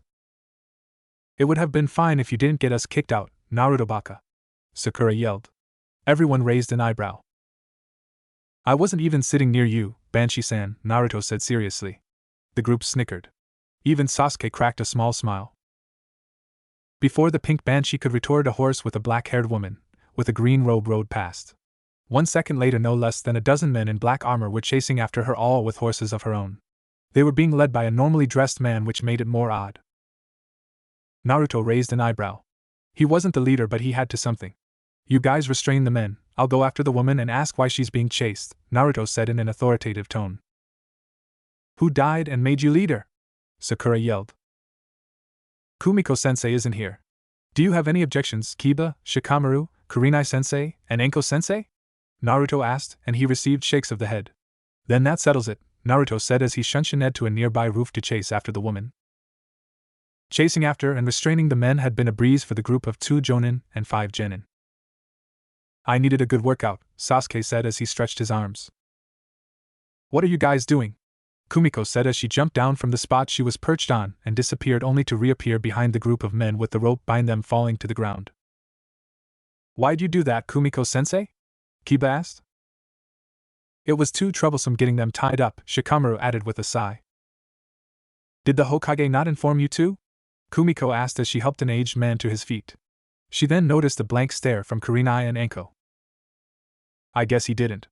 This is the man who hired us, Sandewa-sama, Kumiko said, and the now proclaimed Sandewa bowed lightly. Meanwhile, the actress, Yuki Fujikaze, was sitting on the ground by a calm river while her white horse was drinking from it. Her knees were brought up to her chest, and she was resting her chin on her kneecaps. She clearly had a sad expression on her face. Now what is a pretty woman like you doing here all alone? She heard a voice say from behind her. She turned her head to see a handsome, and probably sexy, young man with blonde hair, white trench coat, and a set of gorgeous blue eyes. Are you alright, ma'am? Naruto asked as he noticed her stare. She blushed lightly as she shook her head. She then climbed back on her horse and trotted past Naruto, who just raised an eyebrow. After a minute of riding, she looked to her left to see Naruto running past her. Silent type, eh? He said with a small smile. She didn't respond but instead slapped her horse's rear with a brown horse crop. Huh, I get the feeling she doesn't want to talk to anyone, Naruto chuckled as he sped up along with her. After another minute of riding, she entered a town with Naruto still casually matching her horse's speed. You do realize I'll keep following you, right? Naruto said as a pole ripped off piece of her robe's sleeve that hit Naruto in the face. He took it off only to see her about to trample over a bunch of kids. He could tell that she was trying to stop the horse, but it was no good. In a moment's notice, Naruto shunshed Ed in front of her horse. Stop, he said as he placed a palm on the horse's nose, causing the giant animal to stop abruptly, ultimately causing the woman riding it to be bucked forward. She braced for impact and closed her eyes, but the impact never came. She opened her eyes to see that she was in the arms of the man from earlier. Put me down, she demanded, and Naruto obliged. He put her down gently, but as soon as he did, she was swarmed by the children. It's Princess Gale, a girl said happily. Look, my name's not Princess Gale, the now proclaimed Princess Gale said, but then the girl spoke again. Oh, right. Your name's Yuki Fujikaze and I am your biggest fan. The girl squealed as she took off her backpack to search for book and marker. Can I please have your autograph? The girl asked, and the other kids soon followed in begging for her autograph as well. Naruto watched the exchange carefully. He had a feeling that something not so good for her image was about to happen. Look, kids, I don't do autographs, Yuki said, but the kids continued to plead. Enough already, she shouted, making the kids be quiet. I mean, come on. What's so special about getting my autograph, huh? You're just gonna shove it in some door and forget about it. All it's good for is collecting dust. They're just a waste of time, they're useless. Dumb children, she muttered the last part as she walked past the children, earning a disapproving shake of the head from Naruto, of who just petted the horse on the nose again, earning a neigh from the horse. She wants to be yours, Naruto-kun, Kyuubi said. What? Naruto responded. The horse, she likes you. Give me control for a moment, and I could tell her to head back to the Namake's compound, Kyuchan said, and Naruto shrugged. He had no idea that Kyuubi could talk to animals. After speaking to the horse in a language she said all animals spoke, she told Naruto to attach a scroll to the horse, of which would teleport her to the Namake's compound. Naruto nodded and attached 2 scrolls to the horse. The first being the teleportation seal, the last being a note for Shizuka. After a moment of teleporting the horse to the compound, Naruto sighed and decided to follow the now proclaimed Yuki Fujikaze. Meanwhile in Konoha, Namake's compound, training grounds. Shizuka and Haku were currently sparring, and Shizuka had just deflected 3 ice senbons from Haku. She blinked once and looked to her left to see a white horse. She shrugged and got back in her stance. She then adopted a confused look on her face and looked back to the horse. What the fuck? She said aloud. Back with Yuki. It was quickly becoming dark when Yuki Fujikaze exited a clothing store in a long, beige coat, arranged sweater, long brown skirt, and sunglasses. She couldn't get the thought of the kid in the white trench coat out of her mind. She didn't even know his name, and her thoughts were swarmed by him. She would admit he was cute, and the blonde hair and blue eyes only seemed to enhance that, but another thing that got her was his smile. He had such a cute smile, and those dimples he had on his face when he smiled only made him cuter. She shook her head. She needed to find a bar and fast. She just wanted to drink the night away and forget about her worries, especially the land of snow her manager was so adamant about. She never wanted to return to that place, and no one could make her if she didn't want to. The painful memories about her sister being killed in the fire were too much for her to bear, and she was sure that if she returned then that would only increase the pain. Now back to Naruto. It truly wasn't difficult for Naruto to find the actress. He recognized her scent from earlier, as well as the small chakra tracking seal he placed on her leg when she wasn't looking. He walked into the alley bar, bumping into a man with a hat on as he took a seat next to Yuki, an impassive expression on her face. 1 bottle of sake and a saucer, Naruto said, and gained a nod from the bartender, of who just slid down the saucer and bottle. He could tell that Yuki had been there a while as she was already drunk. I didn't know kids drank, the drunken Yuki said as she put a necklace with a hexagonal crystal back on her neck. Well, now you do, Yuki-san, Naruto said as he drank from his saucer. Why do you keep following me? She slurred as she poured another shot glass full of sake and drank it. Don't know, he said simply with a smirk. Yuki rolled her eyes as she poured herself another glass. I have to say, I don't care how high and mighty an actress you are, you don't have the right to trample over a kid's simple request of you just giving them an autograph, Naruto said casually as he drank his saucer full of sake. Me? High and mighty? Don't make me laugh, she said as she went into laughing fit, which made Naruto raise an eyebrow. I can't think of a worse job than being an actress. Only the lowliest of the low would want to have this job. It sucks. You're just a liar. A natural liar. That's what being an actor is. You have lies given to you on a piece of paper, and you bring them life, Yuki said as she drank from her shot glass again. What a realist's way of viewing things, Yuki-san, Naruto said as he drank from his saucer again. Hey, what's your name, kid? Yuki asked with half-lidded eyes. Naruto Uzumaki Namikaze, Naruto said semi-proudly. Well, Naruto Uzumaki Namikaze, you want to get laid? She slurred with a sultry smile. Luckily no one else was in the bar except the bartender. Naruto merely smirked. I would probably have taken you up on your offer if you weren't drunk, Yuki-chan, he said, making her blush at the name. What, am I not good enough for you? Am I too ugly, or something? She said enraged. He had the perfect opportunity to deflower a famous actress. How dare he decline it? No, you are very beautiful, Yuki-chan. However, I would like it if you didn't do something you might regret later, he said as he poured himself the last bit of sake from his bottle. She blushed again. She had the rare ability to remember things clear as day every time she got drunk. So she'd ultimately remember the compliments thrown her way. Before things could get any further, one Sandai came rushing through the door with Kumiko in tow. Oh, thank goodness I've found you, Yuki-san. Our boat to the land of snow is about to depart. Please. We don't have much time, Sandai said pleadingly. No thank you, Sandai. I'm bailing out on the part of being princess, she said casually while Sandai widened his eyes. What on earth are you talking about, Yuki-san? Sandai said fearfully. Oh, don't worry about it. This happens all the time, okay? I mean, lead actresses change from sequel to sequel. Come on, directors change more often than that, she slurred again. Alright, that's enough. You listen to me, now. There is nobody on this whole planet HWO can play Princess Gale better than you can. Nobody. He paused. Besides, if you pull out this late in the game, you can kiss your acting career goodbye. Do you understand me? He finished. Where's Anko-chan, Kurenai-chan, and the others? Naruto asked Kumiko, who had to fight not to stutter. They're at the boat waiting for us, she said, trying to keep her sentence short. Both then tuned back into the current conversation between the manager and actress. So? She said, simply responding to Sandai's statement. Naruto slammed his bottle on the bar angrily. Alright. I'm tired. Sake gets me hungry and you're coming with us, Naruto said as he turned her in her stool to face him. His Rinnegan flared to life and that earned a wide eye from Kumiko. The actress looked into the beauty of the purple eyes and suddenly felt light-headed. Her last memory was of Naruto catching her and carrying her bridal style out of the bar. Waking up from an intense dream, Yuki awoke to see a room with a single window to her left. She was on a bed and there was a small table beside her. She was also wearing yellow pajamas and was covered in blue sheets. The memories from the previous night were coming back to her. Naruto coming in at the bar. His sitting beside her and drinking with her. Him scolding her about the autographs.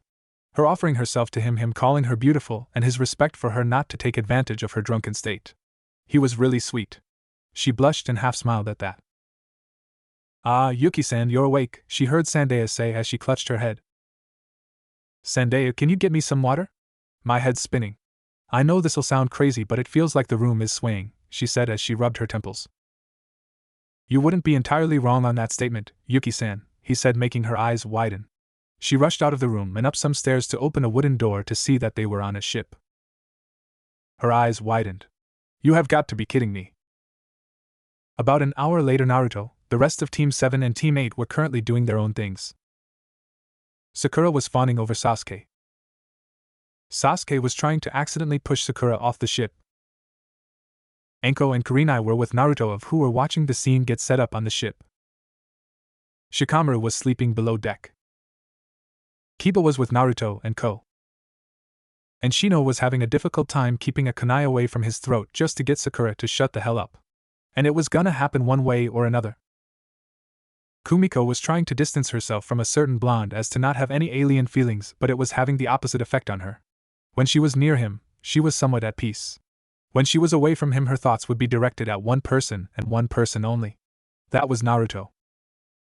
I guess you could say that this is a spoiler alert if you wanted to see the next movie, guys. Naruto chuckled, earning a giggle from Anko and Kurenai as well as a chuckle from Kiba. Airshur yipped as well as Akamaru in agreement. Naruto had to say that he preferred an all-natural kind of girl that didn't put on much makeup, but he had to say that Yuki Fujisa's with makeup was absolutely stunning. Her blue eyes were gorgeous, her perfect heart-shaped face, her scrumptious red lips, and the pink eyeshadow only added to her beauty. Her black hair sculpted her face perfectly. She was simply gorgeous. However, now he would go over the other traits of the women he had taken an interest in just to make sure the author didn't seem biased. Some had a feral side to her that Naruto absolutely adored. She was unapproachable to other men, but Naruto knew there was a softer side to her. Her shaggy brown hair just seemed to add to her beauty, and her eyes were also very cute. Her being the eldest of the supposed ice queens, he found it even more cute when he just simply talked to her, and she would melt like putty in his hands. He smiled at that. Hana had a more feminine charm than some, however he liked that she could somewhat tomboyish. She always went all natural, and which Naruto admired and loved that about her. Being one of the ice queens of Konoha, she had never had a boyfriend, and Naruto had asked her how she had been that beautiful and not had a boyfriend. She said that she already had her eyes on someone special and that she wouldn't give up until he was hers. Using his keen intellect, he quickly deduced that she was talking about him. Next was Mikoto. Naruto had deduced that Mikoto lost both her son and daughter on the night of the massacre. She had told him that Sasuke barely talked to her because he was so pent up on revenge from his sister. Every time she talked about it, Naruto comforted her to the best of his ability. He had always admired her strong-willedness. Her natural charcoal eyes were very cute, and her heart-shaped face was gorgeous. Anko was always a mystery.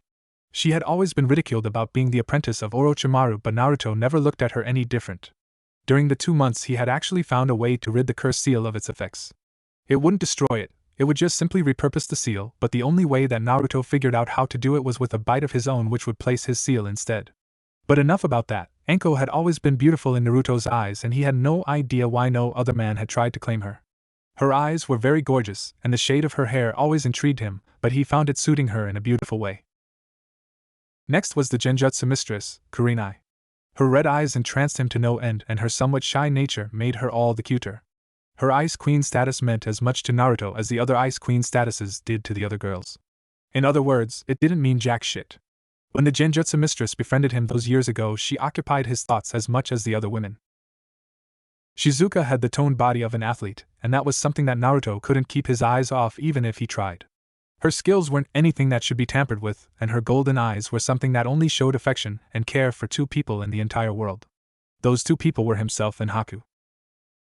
Now on to Haku. When Naruto met her, she was about as shy and timid as a turtle. But over time she came out of her shell towards people, with Naruto's help, of course. He had to say when he first met Haku that she lied to him and said she was a boy. Naruto figured it was a lie but went along with it. But about 2.5 years ago he walked in her wrapping bandages around her chest. The memory made him grin. She had the honor of being the second naked female body he had ever seen, the first being his Kyuubi, of course, which made Kyuubi grin. Kumiko was next. She had a toned body from what he saw. He'd just have to let his imagination cover the rest. But he always wondered why she had her headband over her right eye. Madara had said that he sensed some familiar chakra coming from her, and guessed she had the Sharingan. Naruto shrugged at the assumption, but if it was actually true, then he'd give Madara props for it. He would go over what he admired about his Kyuubi, but he had already told her before, which made her blush. 2 years ago. An 11-year-old Naruto and Kyuubi were currently walking through the forest at night not far from their campsite. After a few minutes of walking and small talk, they stopped in a clearing with flowers everywhere. They laid down in the grass and Kyuubi nuzzled into Naruto's neck. "Hey Naruto-kun, I have a question," Kyuubi asked as she looked up at the stars. He asked. "Why do you like me? I mean, I know you forgave me because I was the reason you got all those beatings those years ago, but I still can't wrap my head around it," she said sadly as she looked from the stars and up to the smiling form of Naruto. "Why?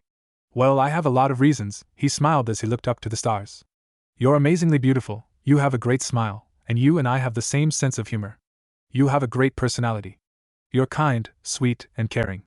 I could go on and on, Kyuubi," he said with a smile as he looked down to a smiling and crying fox demon. "Kyuubi, why are you crying?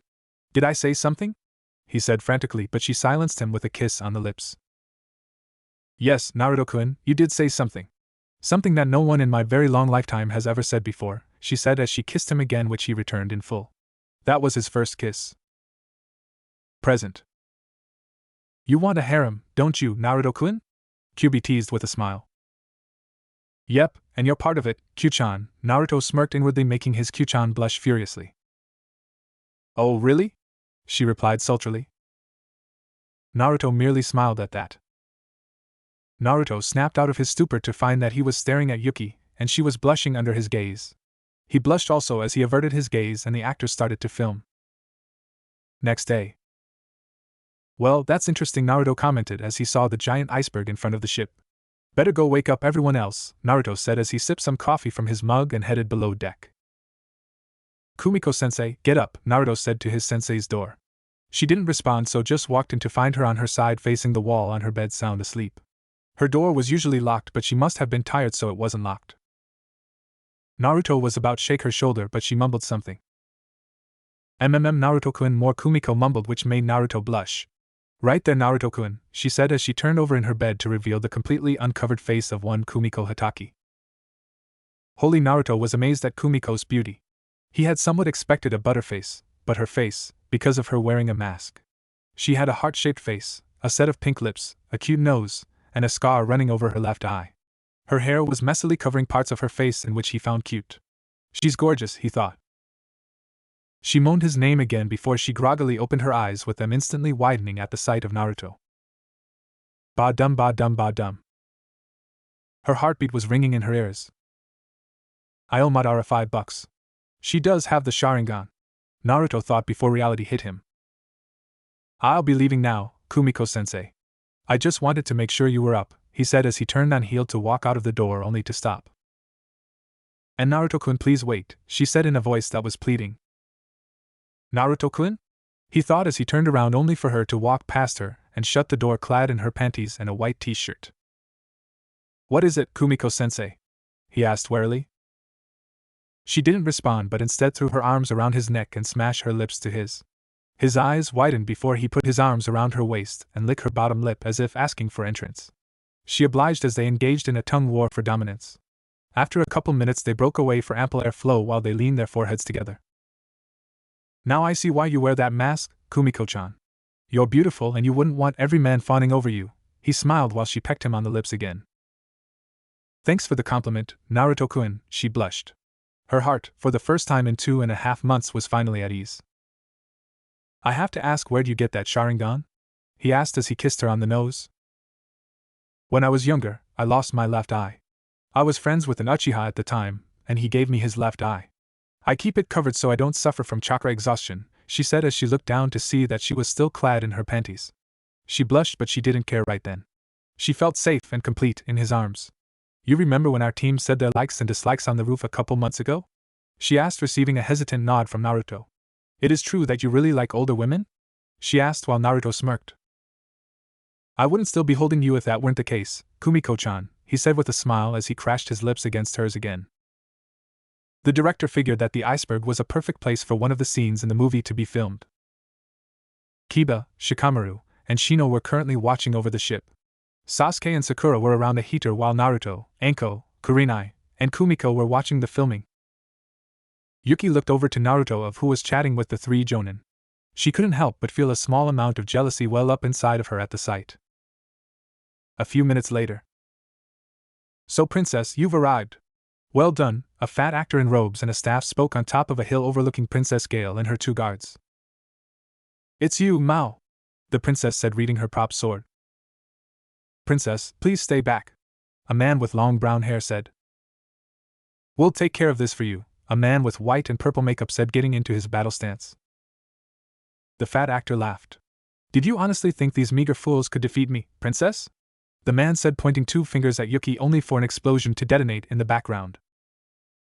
Was that supposed to happen? The fat actor said, dropping out of character. What do you think you're doing?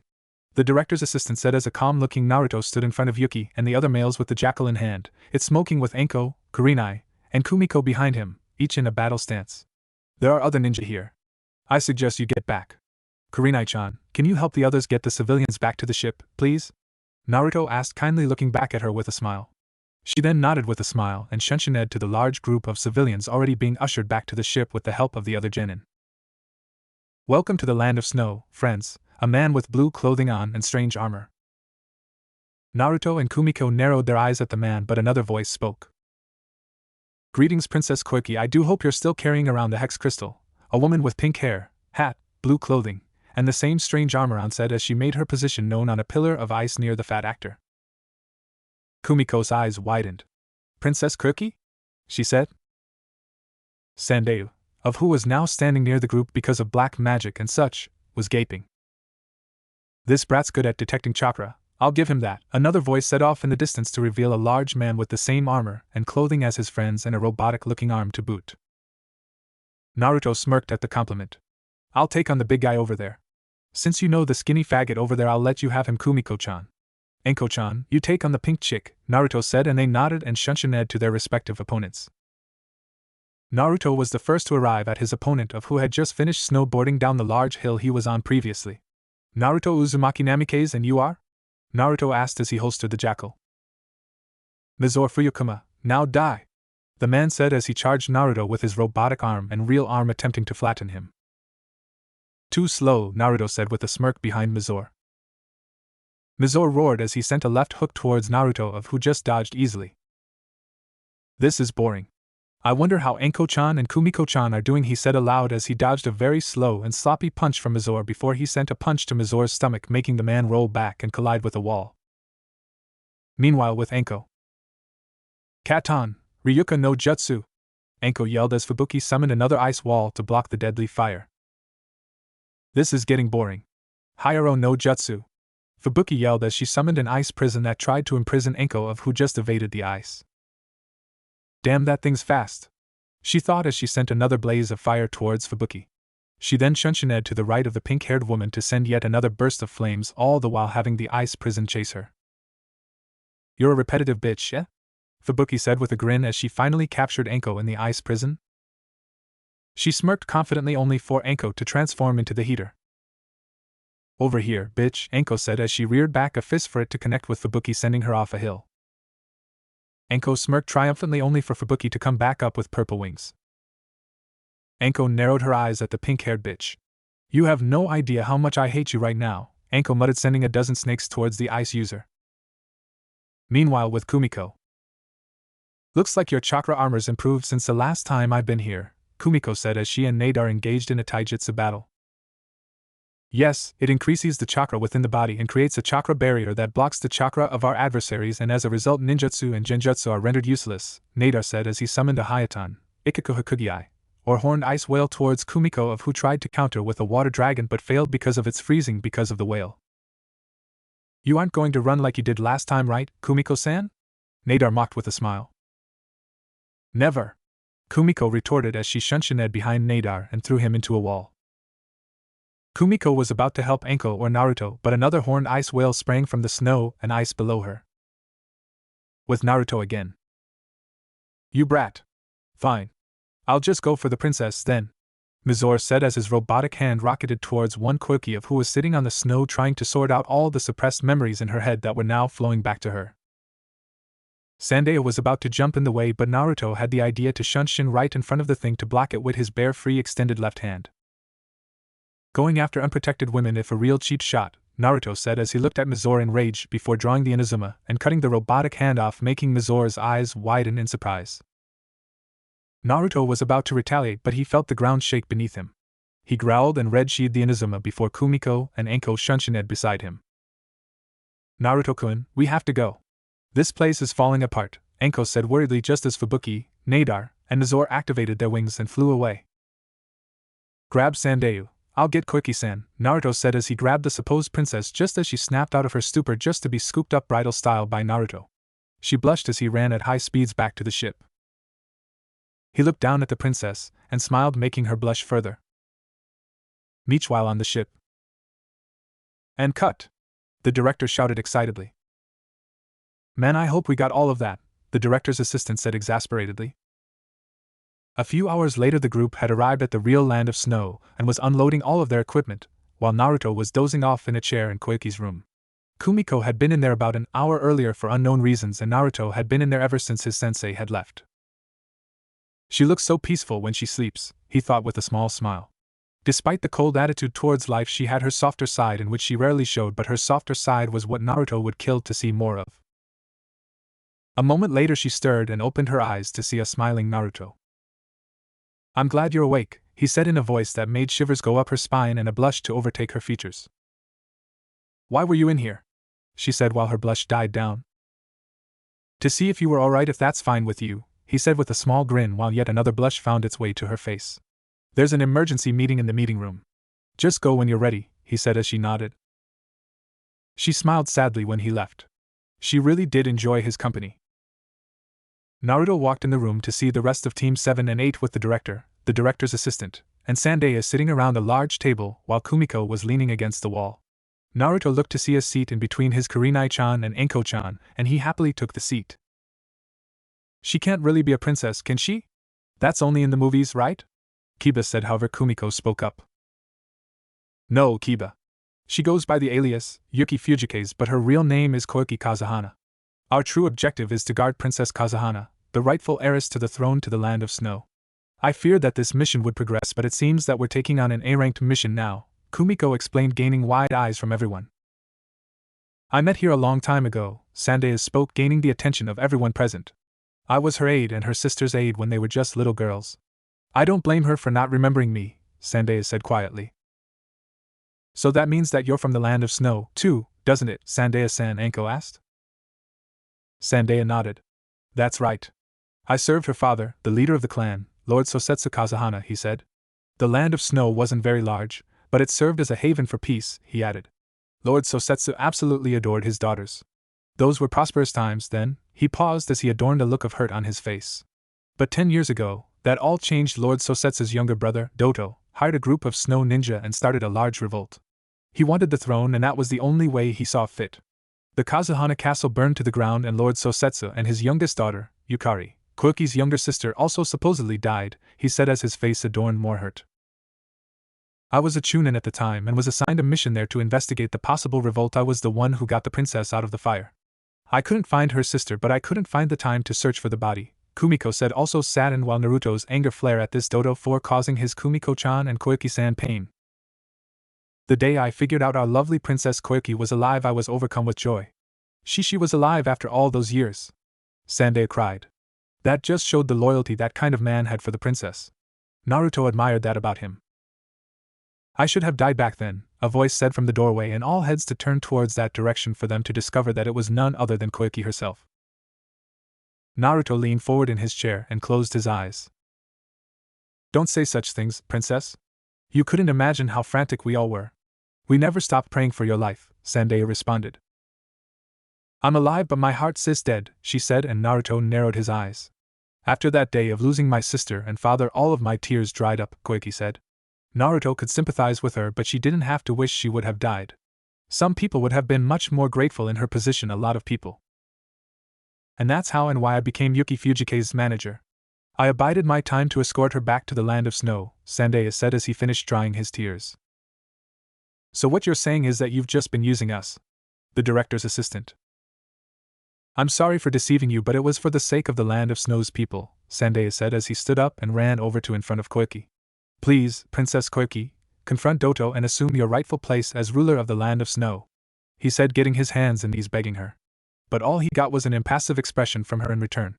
"I will sacrifice my life without hesitation to protect you. I beg you, please confront Doto and rule this place as it is your rightful duty." "I don't think so," she said coldly. Naruto scowled as he closed his eyes. This was really pissing him off. "You've got to be kidding," said. But what about your people?" Sandeya pleaded. "I could care less about them," she said, earning wide eyes from everyone. Naruto stood up and walked over to the window so they wouldn't see his expression of rage. "Just forget it." "But princess, would you knock it off already? Don't be dumb. It doesn't matter what you do, you'll never beat Doto, okay? I'm not going. You and this Land of Snow can just rot for all I care," she said, but meanwhile in Naruto's mind something snapped. Before anyone could speak, the sound of wood breaking was heard and all turned their heads to Naruto, off whom had snapped a small wooden pillar with his hands. "I've been a bounty hunter since I was 8, and you know how many people I've killed?" he said loudly enough for everyone in the room to hear. 516 people I've killed," he said, making everyone's eyes widen. "Do you think I care how many people you've killed, kid? You just wave it around like a trophy. Do you think we care?" she paused as Naruto turned around, his eyes red with slits. Trophy? Trophy? Trophy? You think I wear the amount of people I've killed around my waist like a goddamn title? No, I remember the number because it shows how much of a cold-hearted killer I am. I only accepted bounties on people that I thought were most deserving of death.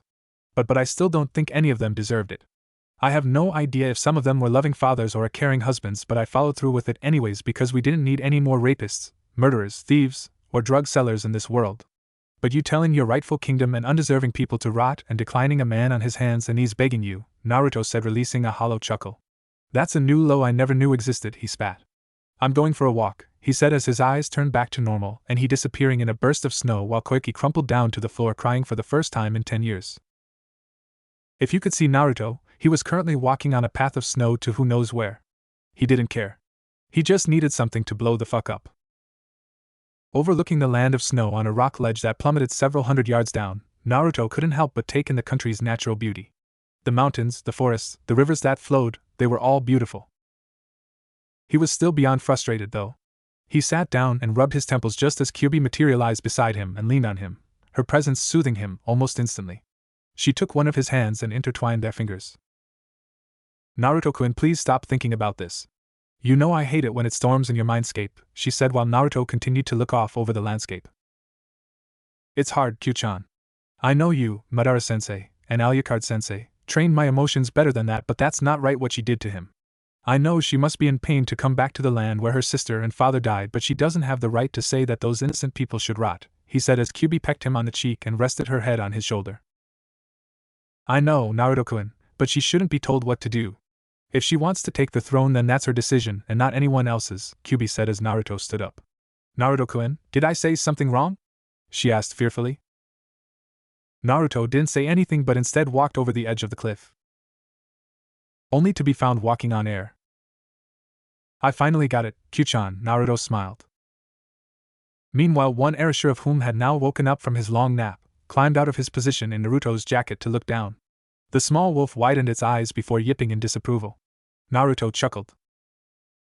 Kyuubi smiled at her precious Naruto-kun. He had been working on that technique for months, and he finally got it down. By forcing some wind underneath his feet, he did what other people would call impossible. I'm proud, Naruto-kun, she smiled as Naruto walked back on the ledge only to wrap his hands around her waist and pull her into a chaste kiss. She smiled as she threw her arms around his neck to pull him deeper into it. After a couple of minutes, the two broke apart, connected by a small string of saliva. They both smiled. Erasure yipped again, and they both chuckled before Naruto took off his left glove to find a pair of wings tattooed onto his hand. He bit his right thumb to draw blood and pressed it to the seal. It flashed brightly before it revealed to be a small red-scaled creature with leathery wings, hind legs with claws, and horns on its head perched on Naruto's forearm. In case you were wondering, it's a dragon. Yeah, that's right, boys and girls. A motherfucking dragon. What did you need, boss? The red dragon spoke in a human-like voice. I need you to keep me informed on the group I was with earlier's movements, Apsu. Tell me when they move out so I can join them, Naruto said as the now proclaimed Apsu nodded before flying off. He was lucky Naruto remembered that he was a warm-blooded dragon so he wouldn't freeze to death. Kyuubi grabbed Naruto's neck before initiating another tongue war with him in which either won but resulted in his Kyu-chan straddling him waist. Are you excited, Naruto-kun? She said as she grinded her hips onto his manhood, making him bite back a moan. Erasure climbed out of Naruto's coat and trotted away and into the snow before lying down and covering his eyes with his paws. This story doesn't fall far from the lemon tree. However, this scene got caught on the last branch. Enjoy my first ever lime, folks.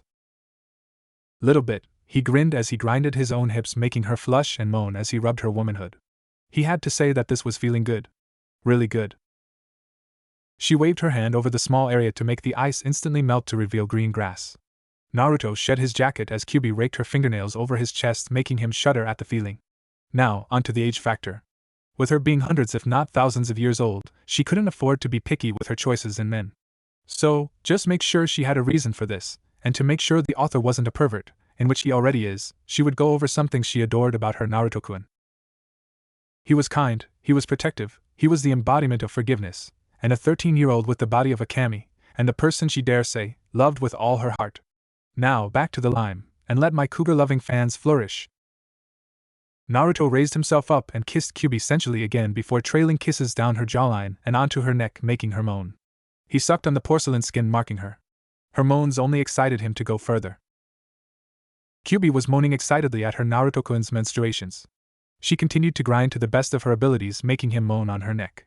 The vibrations he caused were making chills go up and down her spine. Naruto decided to go further downward as he slipped her kimono downward and off her shoulders.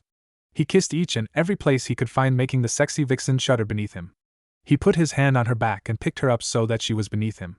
He pulled her red kimono downward enough to reveal none other than her large assets. But not before he completely severed the connection with Madara and Alucard, the former not caring while the latter gave his landlord a very inappropriate hand gesture. "No bra, Q-chan?" Naughty, he grinned while she blushed furiously while he just continued to stare at the awesomeness of his Q-chan's chest. "They're all yours, Naruto-kun," she said as she rocked her shoulders back and forth to make her once D-cupped, now easily D-cup, jiggle and bounce, in which Naruto found to be one of the most sexy things he had ever seen. "What can I say? The typical stereotypes on men is that they like large. I'm simply following in my forefathers' footsteps." The blonde decided to experiment with one of the things he read in Ika Ika series. He put a hand on her left breast while he pinched her, now erect, pink, making her moan in pleasure. He scooted up enough to where he was eye level with her and decided to latch onto her left breast, also erect, pink, with his mouth. She moaned a throaty moan at the action as she rubbed circles on Naruto's back. Her moans further excited him as he pinched her left breast with his teeth, making her moan again. He sucked on it more vigorously and elicited even more moans from Q-chan. After a minute he decided to attack the unattended breast. He unlatched his mouth from Kyuubi, making her pout in disappointment, but it was quickly replaced by a gasp as he latched his mouth onto her left breast's twin. He was hell-bent on making her feel good before she started on him. After another minute of moans, gasps, shivers, Naruto ceased his menstruations on her chest and she pouted cutely. "Why'd you stop, Naruto-kun?" she asked with half-lidded eyes. Naruto didn't respond but merely grinned. He untied the cloth that held the two parts of Kyuubi's kimono together to see and fall on either side of her body. He also took note of the yellow panties that she was wearing. Property of Naruto-kun was what was written on them in large black lettering. She blushed deeply as he looked at them curiously. But he soon grinned as he got on his knees and looked at her. He had to say that this wasn't the Q-chan he knew. The usual perverse nature she had was replaced by a submissive woman. He saw her with a needing look on her beautiful face. He saw her deep breathing and her somewhat contemplative look to see what his next move would be. He smiled at her and crawled back up her form again to give her a passionate kiss on the lips. He disengaged the lip lock to nip at her pointed ear, making it twitch cutely and for her to moan lightly. He then started to leave a trail of molten lava kisses down her body and towards her nether regions. He made it the valley of her before kissing each of them, making her moan lightly again. He then restarted his descent towards her awaiting mound. He kissed right above her panty line, making her flat and toned stomach convulse slightly. He gripped each of the yellow panty's elastic sides before he closed his eyes and pulled them downward. Naruto continued to trail kisses all the way from her inner thigh to her ankle. He pulled the yellow article of clothing off of the vixen and laid them aside as he kept his eyes closed. He truly wanted the treasure to a surprise. He then trailed even more molten kisses that made Kyuubi moan in anticipation on the opposite leg. This boy was something else. Not only did he know how to pleasure a woman, make her go absolutely crazy with foreplay alone, but he was also packing a huge piece of meat down there. She shivered in anticipation for the inevitable. As Naruto reached her inner thigh, he opened his eyes to see probably the most incredible thing ever. What he saw had to have been sculpted by the gods. He saw what looked like an untouched slit with a patch of unconnected, neatly groomed, red hair right above it, in which he found to be strangely enticing. He hooked his arms around her thighs before delving into the soaking wet folds. He took one good long solid lick of her mound, in which she moaned loudly. That excited him more so than ever. Using what he read from the Ika Ika books, eating out a girl was a lot like making out with one. He gave another 2 solid licks before she convulsed slightly at the amazing feeling. "And Naruto-kun." She moaned his name as he continued his menstruations. He noticed the famed clit escape its hood. From what he read, the clit was a bundle of nerves that affected the female body to no end. Giving another solid lick, he attacked the clitoris by gently nipping and suckling at it. Her eyes went wide as he found her clit. "And Naruto-kun, you're so good. More and more," she pleaded as she came closer and closer to her desired high. Her toes curled and her hands found themselves atop his head, gently pulling at his spiky locks. He did as requested and delved his tongue back into her wet folds, twirling it around, making her come ever so close. Her moans were a symphony in his ears. They motivated him to do more for his precious Q-chan. With one last solid lick, He nipped her clit gently, which made her eyes go wide, and for her hands to push down on his head and for her legs to wrap around his neck to make sure he didn't move an inch to corrupt her orgasmic high. It was as if the dam was broken because of the juices she was letting out. He had to say that his Kyuchan tasted amazing. It was tangy and strong but also sweet. He lapped up all of, not letting a drop of it go to waste. He gave a few final licks and nips just as she let her legs go numb. She was still convulsing, in which he found pride in that he made her feel this good. He didn't say anything but instead prompted to crawl back up her length and give her a passionate kiss, letting her taste herself, in which she did not mind in the least, seeing as how she was still coming off her high her precious Naruto-kun gave her. "You'd better fix your kimono, Kyuchan," he whispered to her as he nipped her pointed ear again, making her shiver. "Why, Naruto-kun? I want to get a taste too. I know this has to be painful," she said sultrily as she ran a hand up his leg, going over the huge bulge trailing down his thigh, making him release a low groan in pleasure. "I know, Kyuchan, but Apsu's coming back. I can sense him. And like you Panty said, you're mine and I will never let anyone else see you like this." He smiled as she gave him a smile of her own and a kiss as well. She fixed her kimono and slipped back on her yellow panties, which made Naruto smile largely. After another minute, Apsu came back and landed on Naruto's shoulder. "They've stopped at a bridge north of here, but right now they're looking for the princess, or whatever. They said she ran off into the forest, or something. I had to stay hidden, so I only heard select parts of it, boss." "Sorry," Apsu chuckled. "It's fine, Apsu. Thanks for the info. You can go back now," he said, and Apsu nodded before disappearing in a puff of smoke. "Alright, I gotta go look for the princess. I'd like to continue this, but duty calls, he said before she gave him a deep kiss. "I know, Naruto-kun. Try to add another harem member for me, she winked, which made him blush as she dispelled. Erasure climbed back in his jacket to his favorite spot and started to doze off. He sighed as he walked into the forest. "Naruto-kun! Where are you?" "I'm sorry, Naruto-kun," Koyuki pleaded with the forest. She had done some thinking over the hours he had been away, and all the thoughts had come to the conclusion that she had brought him more pain than he did her. She ran up a small hill to see if she saw him from up there, but with no such luck. She sighed sadly as she walked slowly down the hill, but she tripped up and tumbled down the slope. She laid there for a moment before she heard footsteps. "Great, someone found me now. I'll never tell Naruto-kun how I feel," she thought before she looked up to see none other than the person she wanted to see the most then at that moment. "Why were you looking for me?" he asked in a normal tone as he picked her up bridal style and began to carry her back to the place where everyone else was at. Apsu said it was north, so that was where he would be going. As soon as Naruto picked the actress up, a blush overtook her features at the contact. "I was worried for you," she said as she looked at the ground as a blush became dominant on her porcelain skin. Naruto snorted in amusement. "Sure you were," he said sarcastically. After a few minutes of silence and Naruto entering a large cave, she spoke again. "I'm sorry," she trailed off. "What are you talking about? I was the one who was acting like a 2-year-old, he said with a smirk. "No, Naruto-kun, I was. I shouldn't have said that about those people. I still don't know if I'm going to take the throne, but I just wanted to say I'm sorry, Naruto-kun," she repeated. Naruto merely smiled. "Apology accepted," he said as his smile turned into a foxy grin. He was, however, thinking about why she was calling him Naruto-kun, though. Heart jumped for joy in her chest at those words. She did, however, want to confirm the feeling she had for the blonde. After steeling her resolve, she spoke again. "May I request something, Naruto-kun?" she asked. Naruto raised an eyebrow. Sure, Koyuki-chan," he said cautiously. Koyuki's eyes widened at the name, and she quickly blushed up a storm. These alien feelings she was having were making her feel good and bad at the same time. She had butterflies that probably wouldn't go away even if she cut her stomach open, the jitters when he was simply near, and the fact that he was still holding her didn't make anything better. She looked at his face and into the blue eyes that showed unconditional love for a few select people, the ones that held so much power it made her weak in the knees. She looked at the faint whisker marks on his cheeks, and just thought they were the cutest things in the world. His face, oh, she could go on and on about how handsome he was. His angled jawline, his cute nose, she smiled thinking about it. "Can you set me down for a second, please?" she asked. Naruto didn't find anything wrong with it, so he obliged and put her down, only for her to immediately put her arms around his neck. Naruto's eyes widened. My request, may I kiss you, Naruto-kun?" she asked as she leaned in closely. Naruto's shocked expression turned into a smile as he put his arms around her waist. He honestly didn't understand why women flocked to him like a moth to a flame, but he didn't care. But he did fail to understand why she was trying to kiss him, and yet he said those hurtful things. Women were confusing. Not an inch away from each other's lips, Naruto's ear twitched slightly at the sound of something loud, something mechanical, something big. I'm sorry, Koikiheim, but we've got to move, Naruto said, making her take on a questioning look. Why, Naruto-kun? She asked sweetly, but then she heard it. Naruto's eyes narrowed on wood and metal that seemed to melt the ice around it on the cave floor.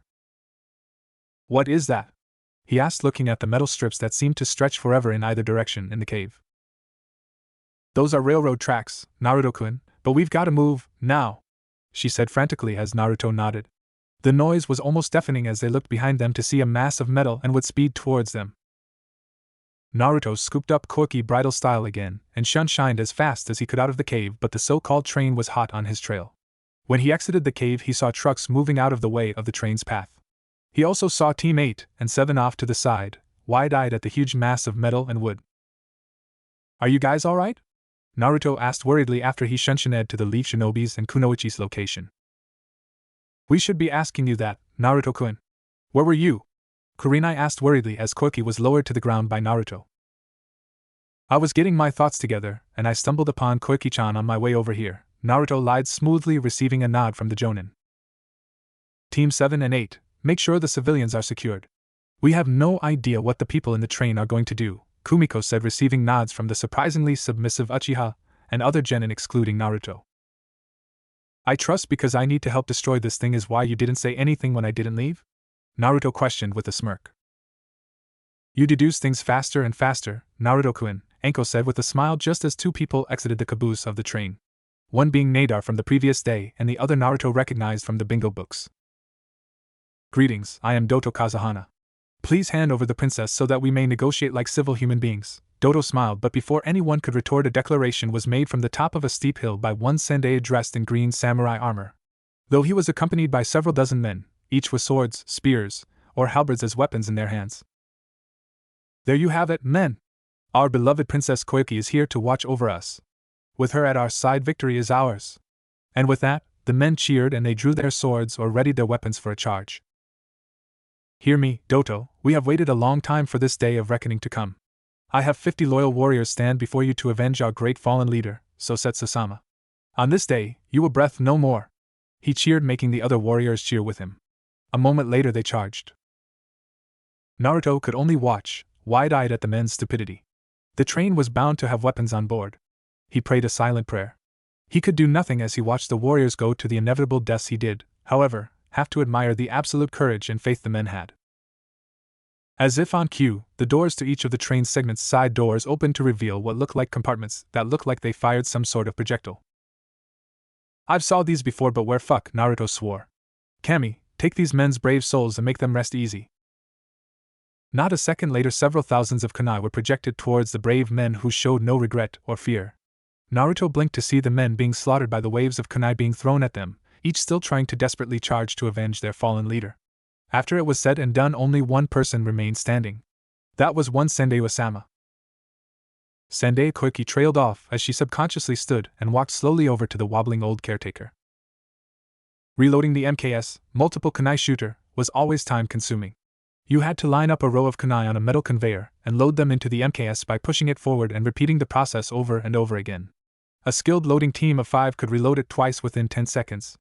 We had a particularly slow reloading team in the center cart that particular day. Sendai, I'm sorry, she said sadly.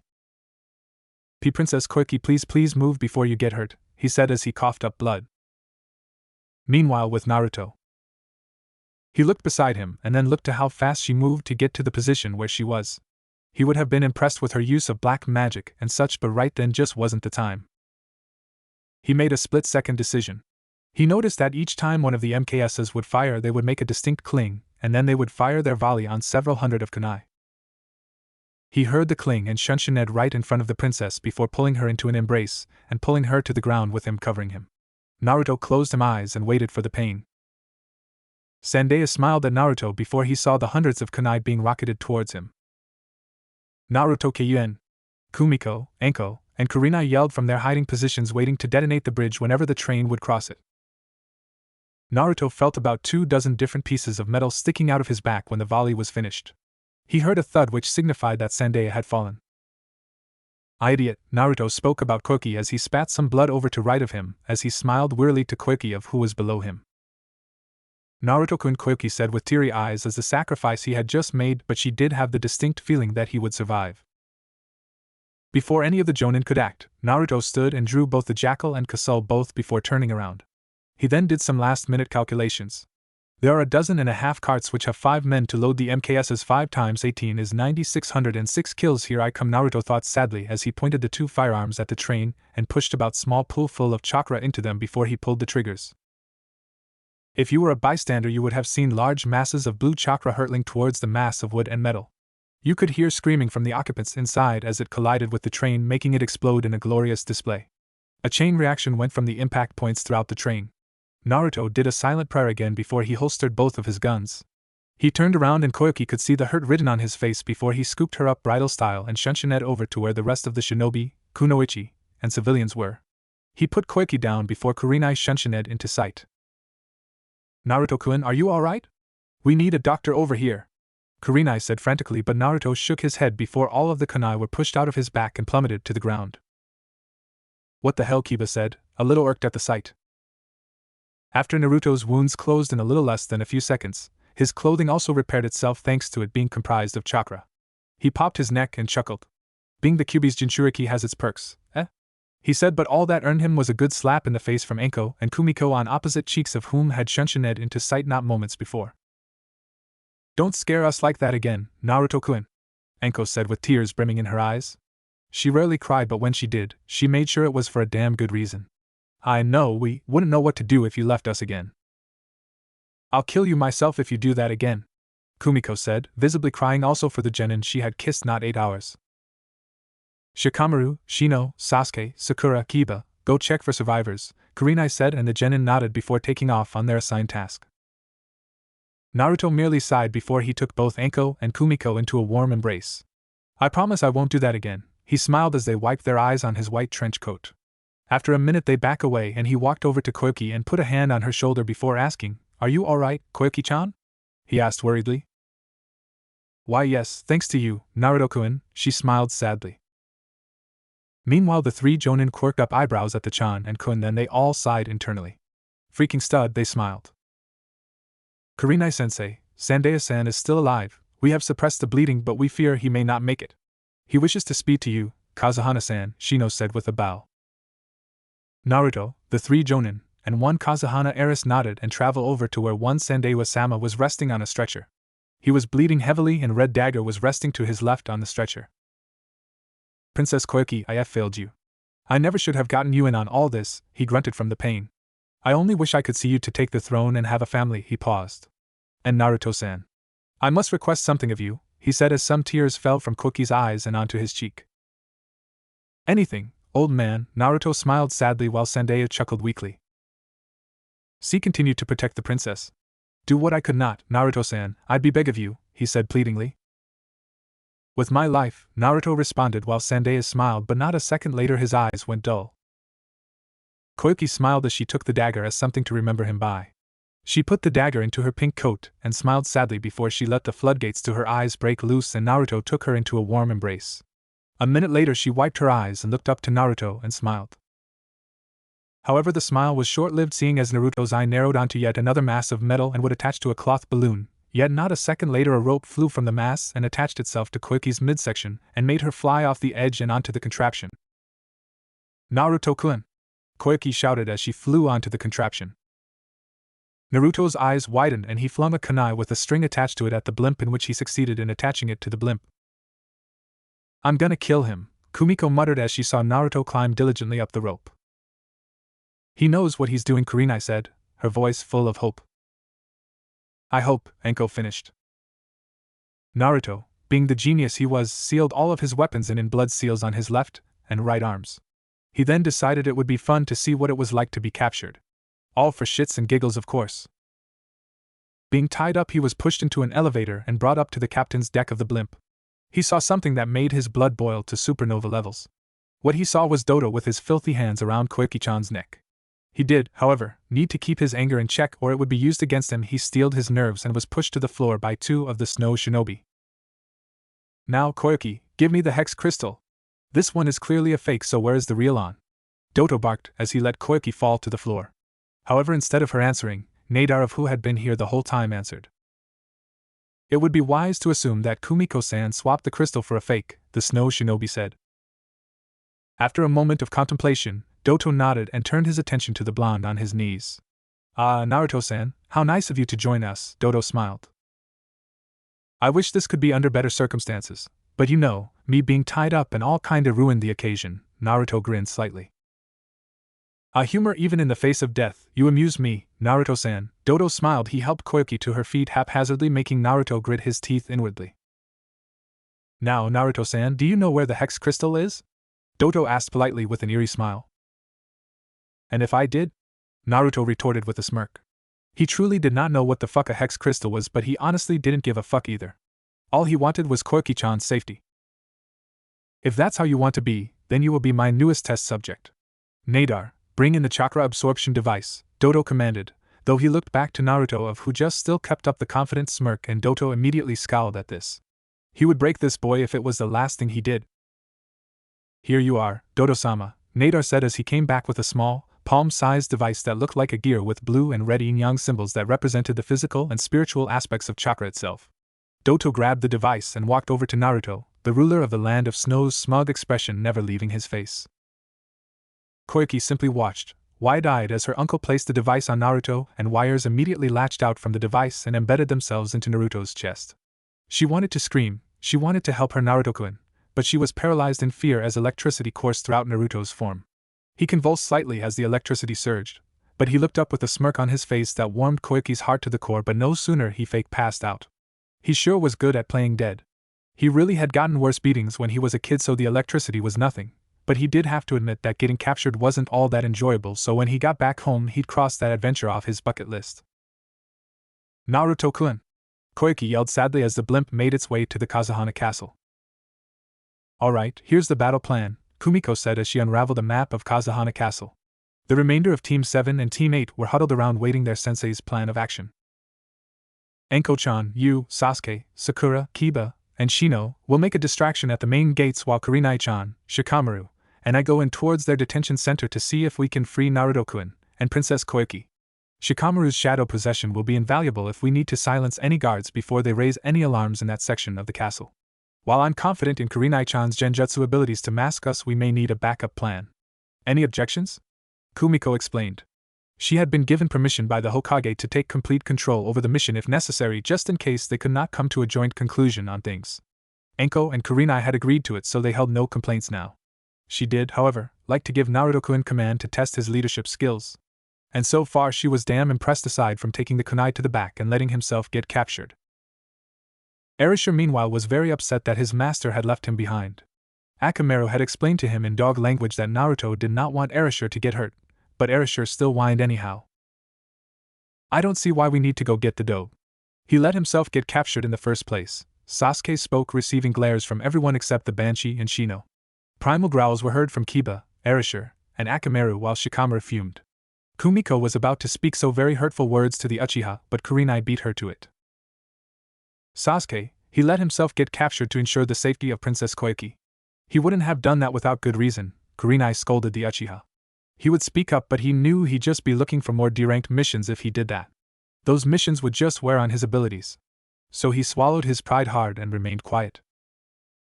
Kumiko nodded to Kurenai and mouthed a thank you along with Enko, and Kumiko resumed. Now we will attack within 4 hours. Get some rest and rather your supplies, Kumiko said as the genin nodded. After the genin cleared out, save for Erasure who was whimpering in a corner, while Kurenai was petting him to try and keep the dog calm. After a minute of silence, Enko spoke. Do you guys remember when he told you he was a bounty hunter? She said, in which both perked up and nodded hesitantly. Did you ever get the feeling that he only told part of the truth? Naruto was currently in chains, being hugged from the ceiling and attached to the ground by his wrists and ankles in a prison cell in the Kazahana dungeon. Koyuki-chan was being held unrestrained in the cell across from the walkway from him. But they also had another guest that had been in the cell ever since Koyuki arrived in the land of snow. After sealing away to unreachable portions of Naruto's mind, Naruto's chakra was just waiting to be unleashed on Doto. He could have easily broke the chains and escaped the cell and helped the other two occupants inside the cell block, but he needed for Teams 7 and 8 to attack so he could escape with Koiki and her. Yukari, you have no idea how much I've missed you. Koiki cried as she tried to reach her sister through the bars, but it was futile. Yukari smiled with tears also in her eyes. She was basically a younger version of Koiki, except her hair was silver and her eyes were green. I know, Koiki-ne-san. I missed you so much, Yukari cried with tears of joy. After a small amount of catching up with the two women, Naruto cleared his throat. How long have you been kept in the dungeon, Yukari? Naruto asked. About 3 days. I've been allowed to roam the grounds, but ever since Koiki-ne-san came back I've been locked up. If you're curious if I like the man, then you are sorely mistaken. I hate the man, Yukari said with venom as she dried her tears, but no sooner an explosion shook the castle. About time, Naruto muttered as he dislocated his wrists and ankles before he fell to the floor and popping the force joints back into place. Naruto looked at the bars and shook his head. He materialized the chakra-enhanced kunai with the Yin release, but not before receiving shocks that made him roll his eyes. Pitiful, I experienced more pain in training with the Inazuma, Naruto scoffed as the bars fell. Holy cow, Yukari gaped. I think I'll keep this thing on. I like challenges, Naruto said, making Yukari and Koiki sweat drop. Once freeing the sisters, Naruto and company made their way to a catwalk where 2 female snow kunoichi and 1 short snow shinobi were waiting for them. Huh, you need better disguises, Kurenai-chan, Kumiko-chan. Especially you, Shikamaru. I can see your hair from a smile away, Naruto grinned while the 3 nin uncovered their masks. Erasure hopped out of Kumiko's care and leaped to his master, Naruto. Good to see you, too, Erasure, Naruto smiled as the wolf found its way to Naruto's head. Who are you? Kumiko asked Yukari. Yukari Kazuhana, Koiki-ne-san's sister, Yukari said proudly while Kumiko's, Kurenai's and Shikamaru's eyes widened. Enough gaping, we need to confront Doto and end this, Naruto said as the other 5 nodded and Yukari led them to the throne room. Along the way Kumiko passed Koiki the real hex crystal in which Koiki smiled at. Shikamaru, go help the others, Kurenai said, and the Nara genius nodded before he exited the main hall doors and out to the courtyard where his fellow genin and respective jonin were fighting the snow nin. Ah, Koiki-san, I do hope you enjoyed your reunion with your sister, Doto smiled smugly. Shut up, uncle. Koiki-ne-san has come to take her rightful place as ruler over the land of snow, Yukari said proudly while Koiki walked forward and took the hex crystal off her neck and walked up the stairs to stand beside Doto, making everyone's eyes to narrow. Good job, Koiki-san. I knew I could count on you, Doto said as he took the hex crystal gently and looked at it with a triumphant expression. Koiki-ne-san, what are you doing? Yukari said.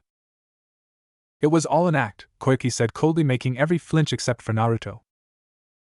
And a very good one at that, Doto added as he continued to inspect the crystal.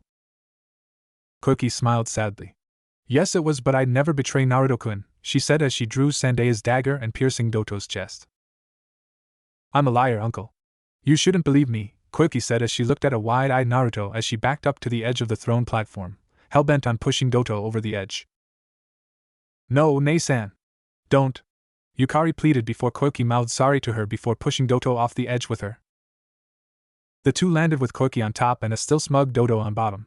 He pushed Koiki off rather violently before he ripped off his robes to reveal a set of advanced chakra armor.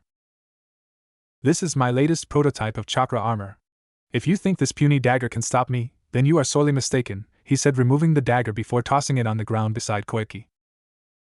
Naruto was hell-bent of a challenger of some sort, but he would not have any harm come to anyone for the sake of it, but he deduced that Doto would not harm Koiki, so he decided to see what would happen.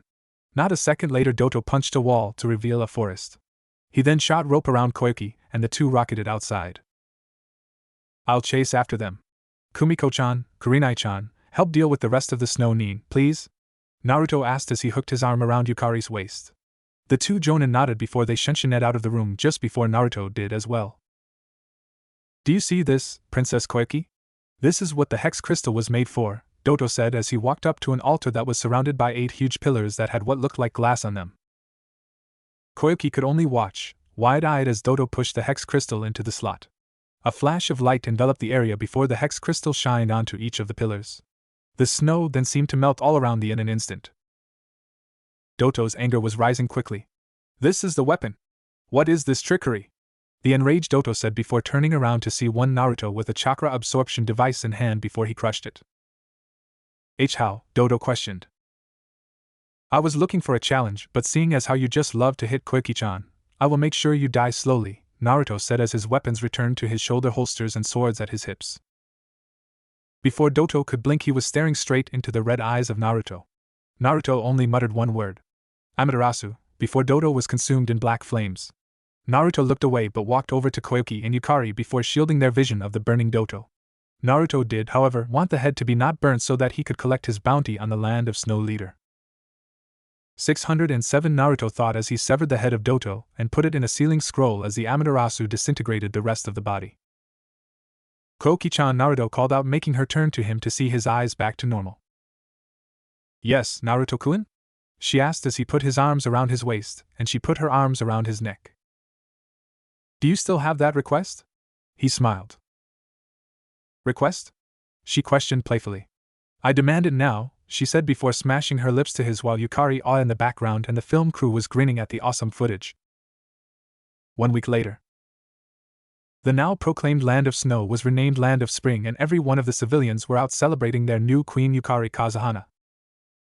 The same day that all of Doto's men and other henchmen were killed, Koiki was asked if she wanted to take the crown. She thought of Naruto at the time, but he said it was her decision. She thought about it for a couple days before she realized that her sister was perfectly capable of leading the country.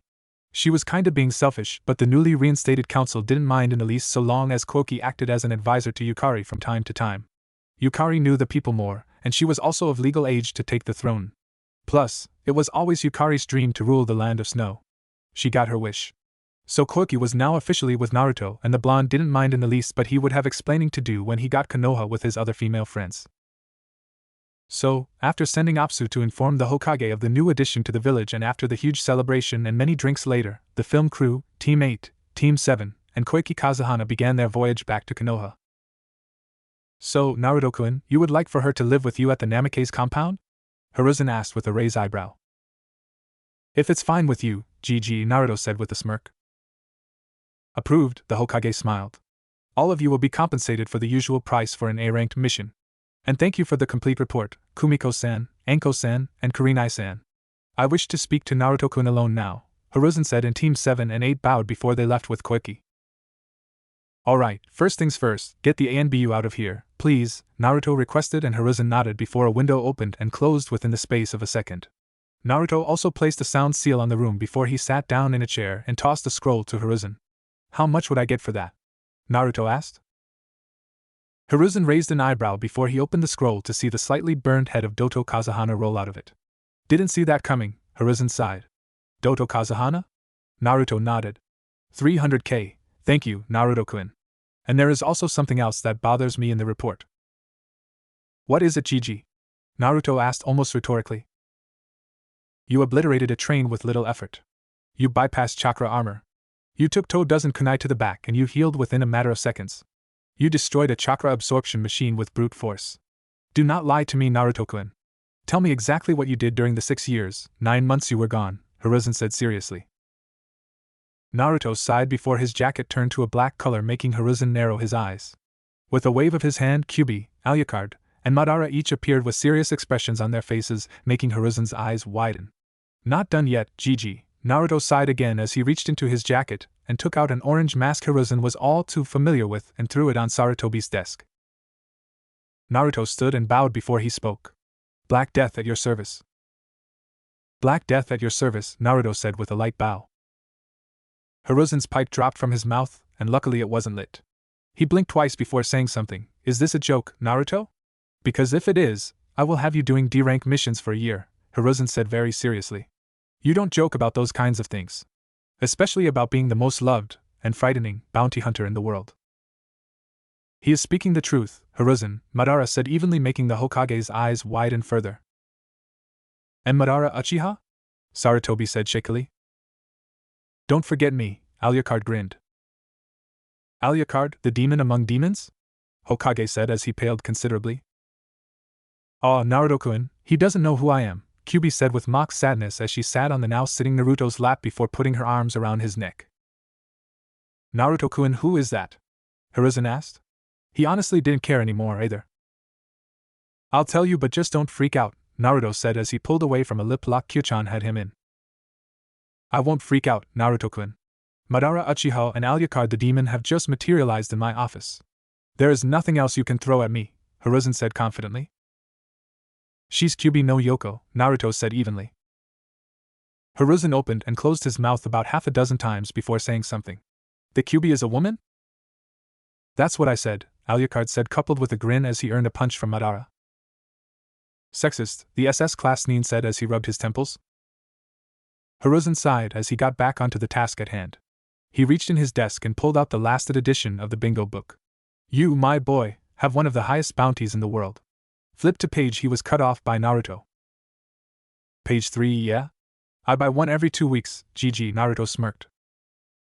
Hiruzen rolled his eyes. Look at it anyways. Naruto complied as he picked up the book and flipped it to page 3. Name, Black Death. Gender, male. Hair color, red. Eye color, natural. Eye color is unknown. Noticeable traits / features.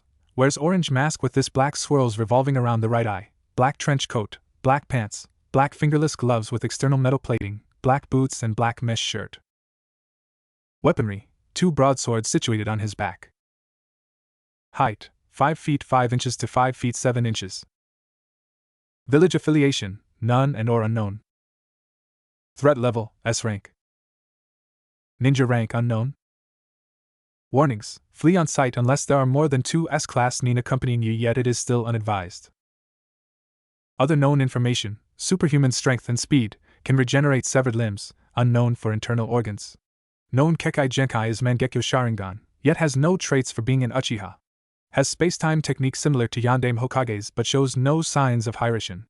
Each time he has been sighted he is noticeably taller than the previous sighting. It is believed that he is in his teens. Collective bounties, 150 million ryo. I have 2 questions. Why is it that it says 2 broadswords on his back, when you have 2 Chikotos at your hip? Hiruzen asked skeptically. And why does it say that his hair is red when yours is clearly blonde? Genjutsu. How do you expect people in the village to look at me and then at a bingo book, GG? You gotta put your head in the game. And every time I put my mask on, he said, adjusting his mask on his face, my hair turns red and my voice gets distorted, Naruto explained, earning a rubbing of the temples and sigh from Sarutobi. The other question is, how can you regenerate your limbs and how does anyone know you can do that? He asked while Naruto chuckled nervously. I was fighting 3 swordsmen of the mist, and there were some bystanders. He chuckled while Hiruzen sighed. Silence reigned until Naruto spoke again. How they got the threat level wrong, Naruto mumbled. What are you talking about, Naruto-kun? S rank is the highest rank aside from X rank. No one in over a century has achieved that rank, Sarutobi said as he rubbed his temples again. Kyuubi stood up and Naruto rolled up his coat sleeves to reveal thick black lines for tattoos, in which he proceeded to put his arms up in an X fashion. The tattoos then glowed. I am Impossible, yes, Impossible, Sarutobi stuttered. Hey, if you have Kyuchan and 2 legendary SS-class Nina senseis for almost 7 years, then it's pretty far from impossible. In case you are wondering, each of their reserves, as well as my own, is at my command. So unless I proceed to make dozens of separate Chibaku Tenseis, then I'll most likely never run out of chakra, Naruto explained as he rolled his sleeves back down. What is this Chibaku Tensei you speak of? Sarutobi asked. Rinnegan technique, Naruto said bluntly. I would say you're lying, but you'll just prove me wrong. May I see the Rinnegan? Hiruzen asked with a blank expression. Sure, GG, Naruto responded as he closed his eyes to blink only to open them again. Hiruzen gasped as he saw the light purple eyes with 2 black rings around them. Huh, what brought about the second level? Naruto asked, and his 3 tenants shrugged. I have never seen these eyes in my lifetime. Has anyone else seen them? Hiruzen asked as he rested his chin on his intertwined fingers. Koiki-chan and Kumiko-chan only because I used them to get Koiki to pass out, and Kumiko was there when I made Koiki pass out, Naruto explained. Hiruzen nodded in understanding. He was glad that no one else knew about the eyes. If they did, Naruto would be in some deep shit. What do they do? He asked. I will answer this, Naruto, Madara said as Kyuchan sat back on Naruto's lap and nuzzled into his neck. Unlocking the Rinnegan gives you natural affinities to the 5 basic elements: lighting, water, fire, earth, and wind. Sub-elements are also included, but they require more training. They also give you an edge if you are trying to master the Yin release, Yang release, and Yin Yang release. They also give you control over gravity if you train enough with them. Like the Byakugan and Sharingan, they let you see chakra but on a more detailed scale. There are also the paths of pain. There are 6 of them, Madara explained, releasing a breath. The Naraka path, the Prika path, the Deva path, the human path, the animal path, and the Asura path. As for their abilities, I will not tell you, seeing as how deception is one of the shinobi's greatest weapons. We do not wish for there to be any leaks on this, Madara finished. That is understandable. Naruto, are there any more things I need to know about? Hiruzen asked. Naruto thought for a second and snapped his fingers. Hey, Gigi, is there a piece of furniture that you want in the office but you never got around to putting it in? Naruto asked. Well, yes, a table there in the corner where I can place any documents for getting back to, but I don't see how that has to do with anything, Sarutobi said as he looked strangely at the teen. Sure it won't, Naruto grinned as he extended a hand and used the wood of the floor to make a table similar looking to the fashion of the rest of the room. And Mokutan, Hiruzen said incredulously. Naruto simply whistled innocently. You're one of the few people I trust completely, Gigi. You're also the first person to see this aside from these 3, Naruto said, gesturing to Madara, Alucard, and Kyuubi. Now, Madara had the Rinnegan, however this is a natural bloodline from my Senju blood. You know the Uzumakis are distant relatives of the Senjus, right? Naruto said, earning a nod from Hiruzen. Madara gave me access to his Sharingan as well as Mokutan bloodlines. I've mastered up to 6 tails with Kyuchan, and I'm just now starting to unlock Alucard's abilities and bloodlines, all the while continuing my training with the Rinnegan, Naruto explained. He was feeling like a hypocrite seeing as how he completely trusted his GG minutes after he mentally told Madara not to explain the paths.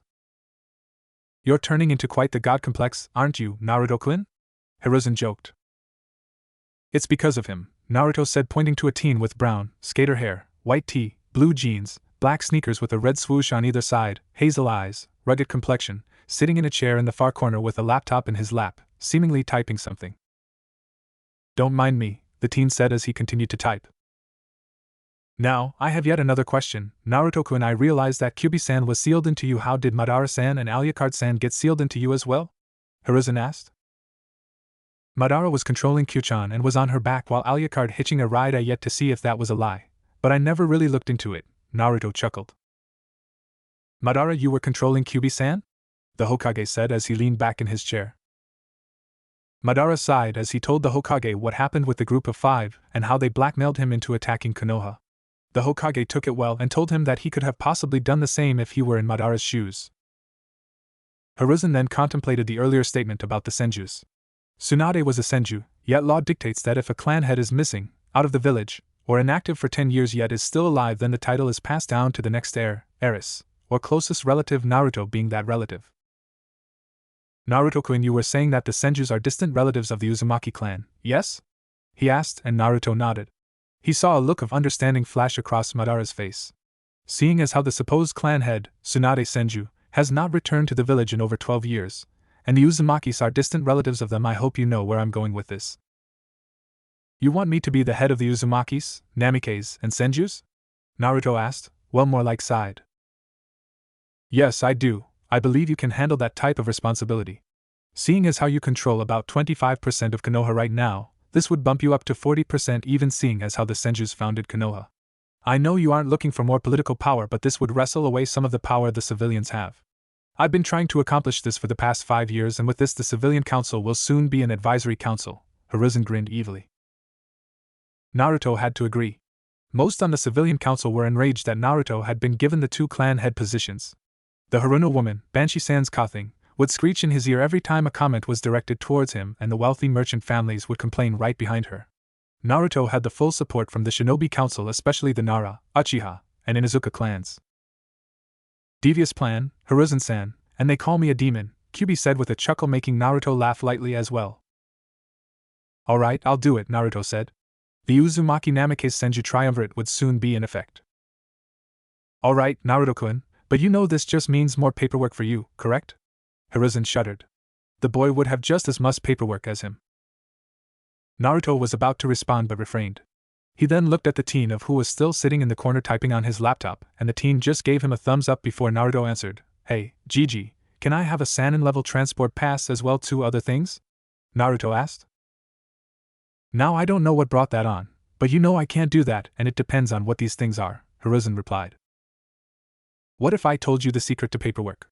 Naruto responded deviously. The Hokage's eyes widened. He then gained a feral expression and leaped over the desk. What is it? Tell me. Tell me now, he yelled. Naruto presumed that this wasn't a joking matter. It's how I do my paperwork as the clan head. It's called shadow clones, Naruto responded with a smirk. The Hokage's demeanor went from feral to dumbfounded. He then straightened out his robes, walked behind his desk, bent down to a drawer, opened it, pulled out a lockbox, opened the lockbox, and got out 2 pieces of paper. One was a bullseye and the other was a Sannin-level transport document. The Hokage quickly filled out the paper, handed it to Naruto, and then proceeded to bang his head onto the bullseye. Stupid, stupid, stupid. After a minute he wiped his forehead clean of any blood and restarted the conversation as if nothing happened. Now, I presume since you wanted the transport passes that you will be leaving the village tonight, or within the next couple of days? He asked, and Naruto nodded. Then it will also act as an ambassador pass that will let you make decisions in my name, he said. And why is that? Naruto asked. You will most likely be going to Kiri and Kumo because you mentioned you were friends with the Mizukage and Reikage, yes? He responded, and Naruto nodded again. They have asked to enter this year's Chunin exams and I haven't gotten around replying to them. So, I would like you to tell them they have the green light to send their genin to this year's exams. Could you do that for me? He asked hopefully. And not CA and Mei-chan? Hell yeah, I'll do it, Naruto said, making everyone else in the room besides Alucard's sweat drop. What are the other things you want? The Hokage asked. The entire Senju library transported to the vacant part of the library in the Namikaze compound, Naruto responded. Understandable, and the other? Hokage asked the triumvirate clan head. Meh, I'll get back to you on that, Naruto grinned, making the Hokage sweat drop again. What, it can be good for you if the Hokage owes you a favor, Naruto grinned again. Hiruzen had to agree with that. Alright, but when the Chunin exams start up, try to refrain from killing your opponents, Naruto-kun, the Hokage said, making the genin chuckle nervously. When do the exams start up? In a month and a half, the professor responded. Alright, good. Well, I guess I'm going to get Koiki-chan settled in the compound and I'll head off to Kumo and Kiri in a couple days.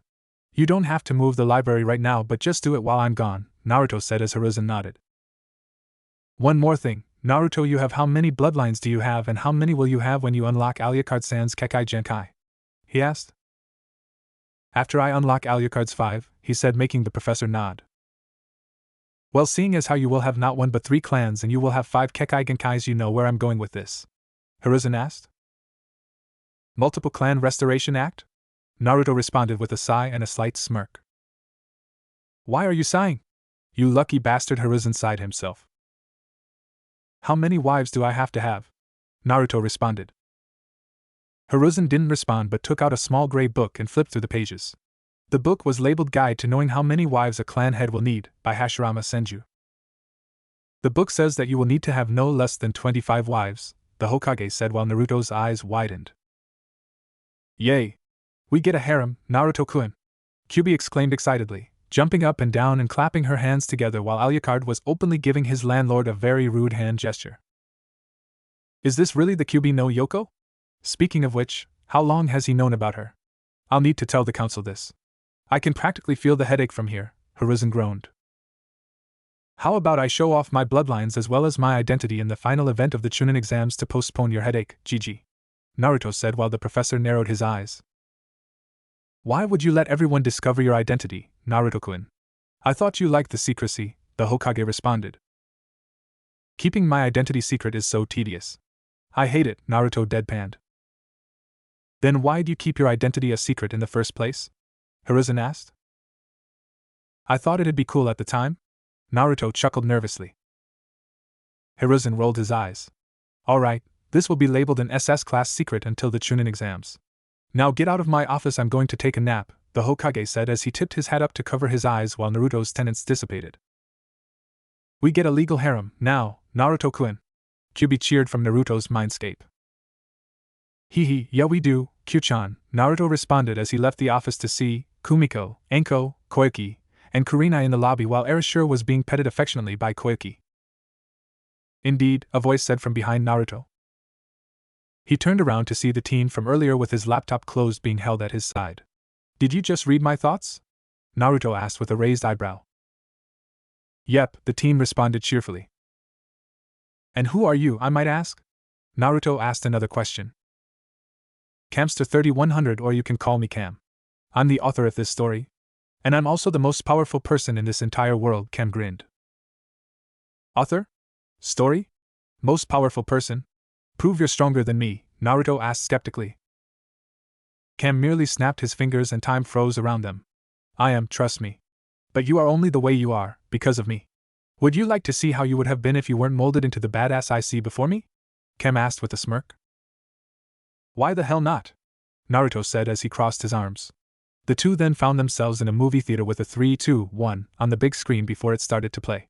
You could see a midget of a blonde and a kill me now and spit on my remains because I'm an ignorant, unbadass punk bitch orange jumpsuit fawning over Sakura Haruno. Hey, Sakura-chan. Would you like to go out on a date with me? The alternate Naruto asked cheerfully. Our Naruto merely bent over to the left of his seat and threw up all over the floor. I've seen enough. That's what I thought, Ken retorted with a grin as he snapped his fingers again to put them back in the lobby where time was still frozen.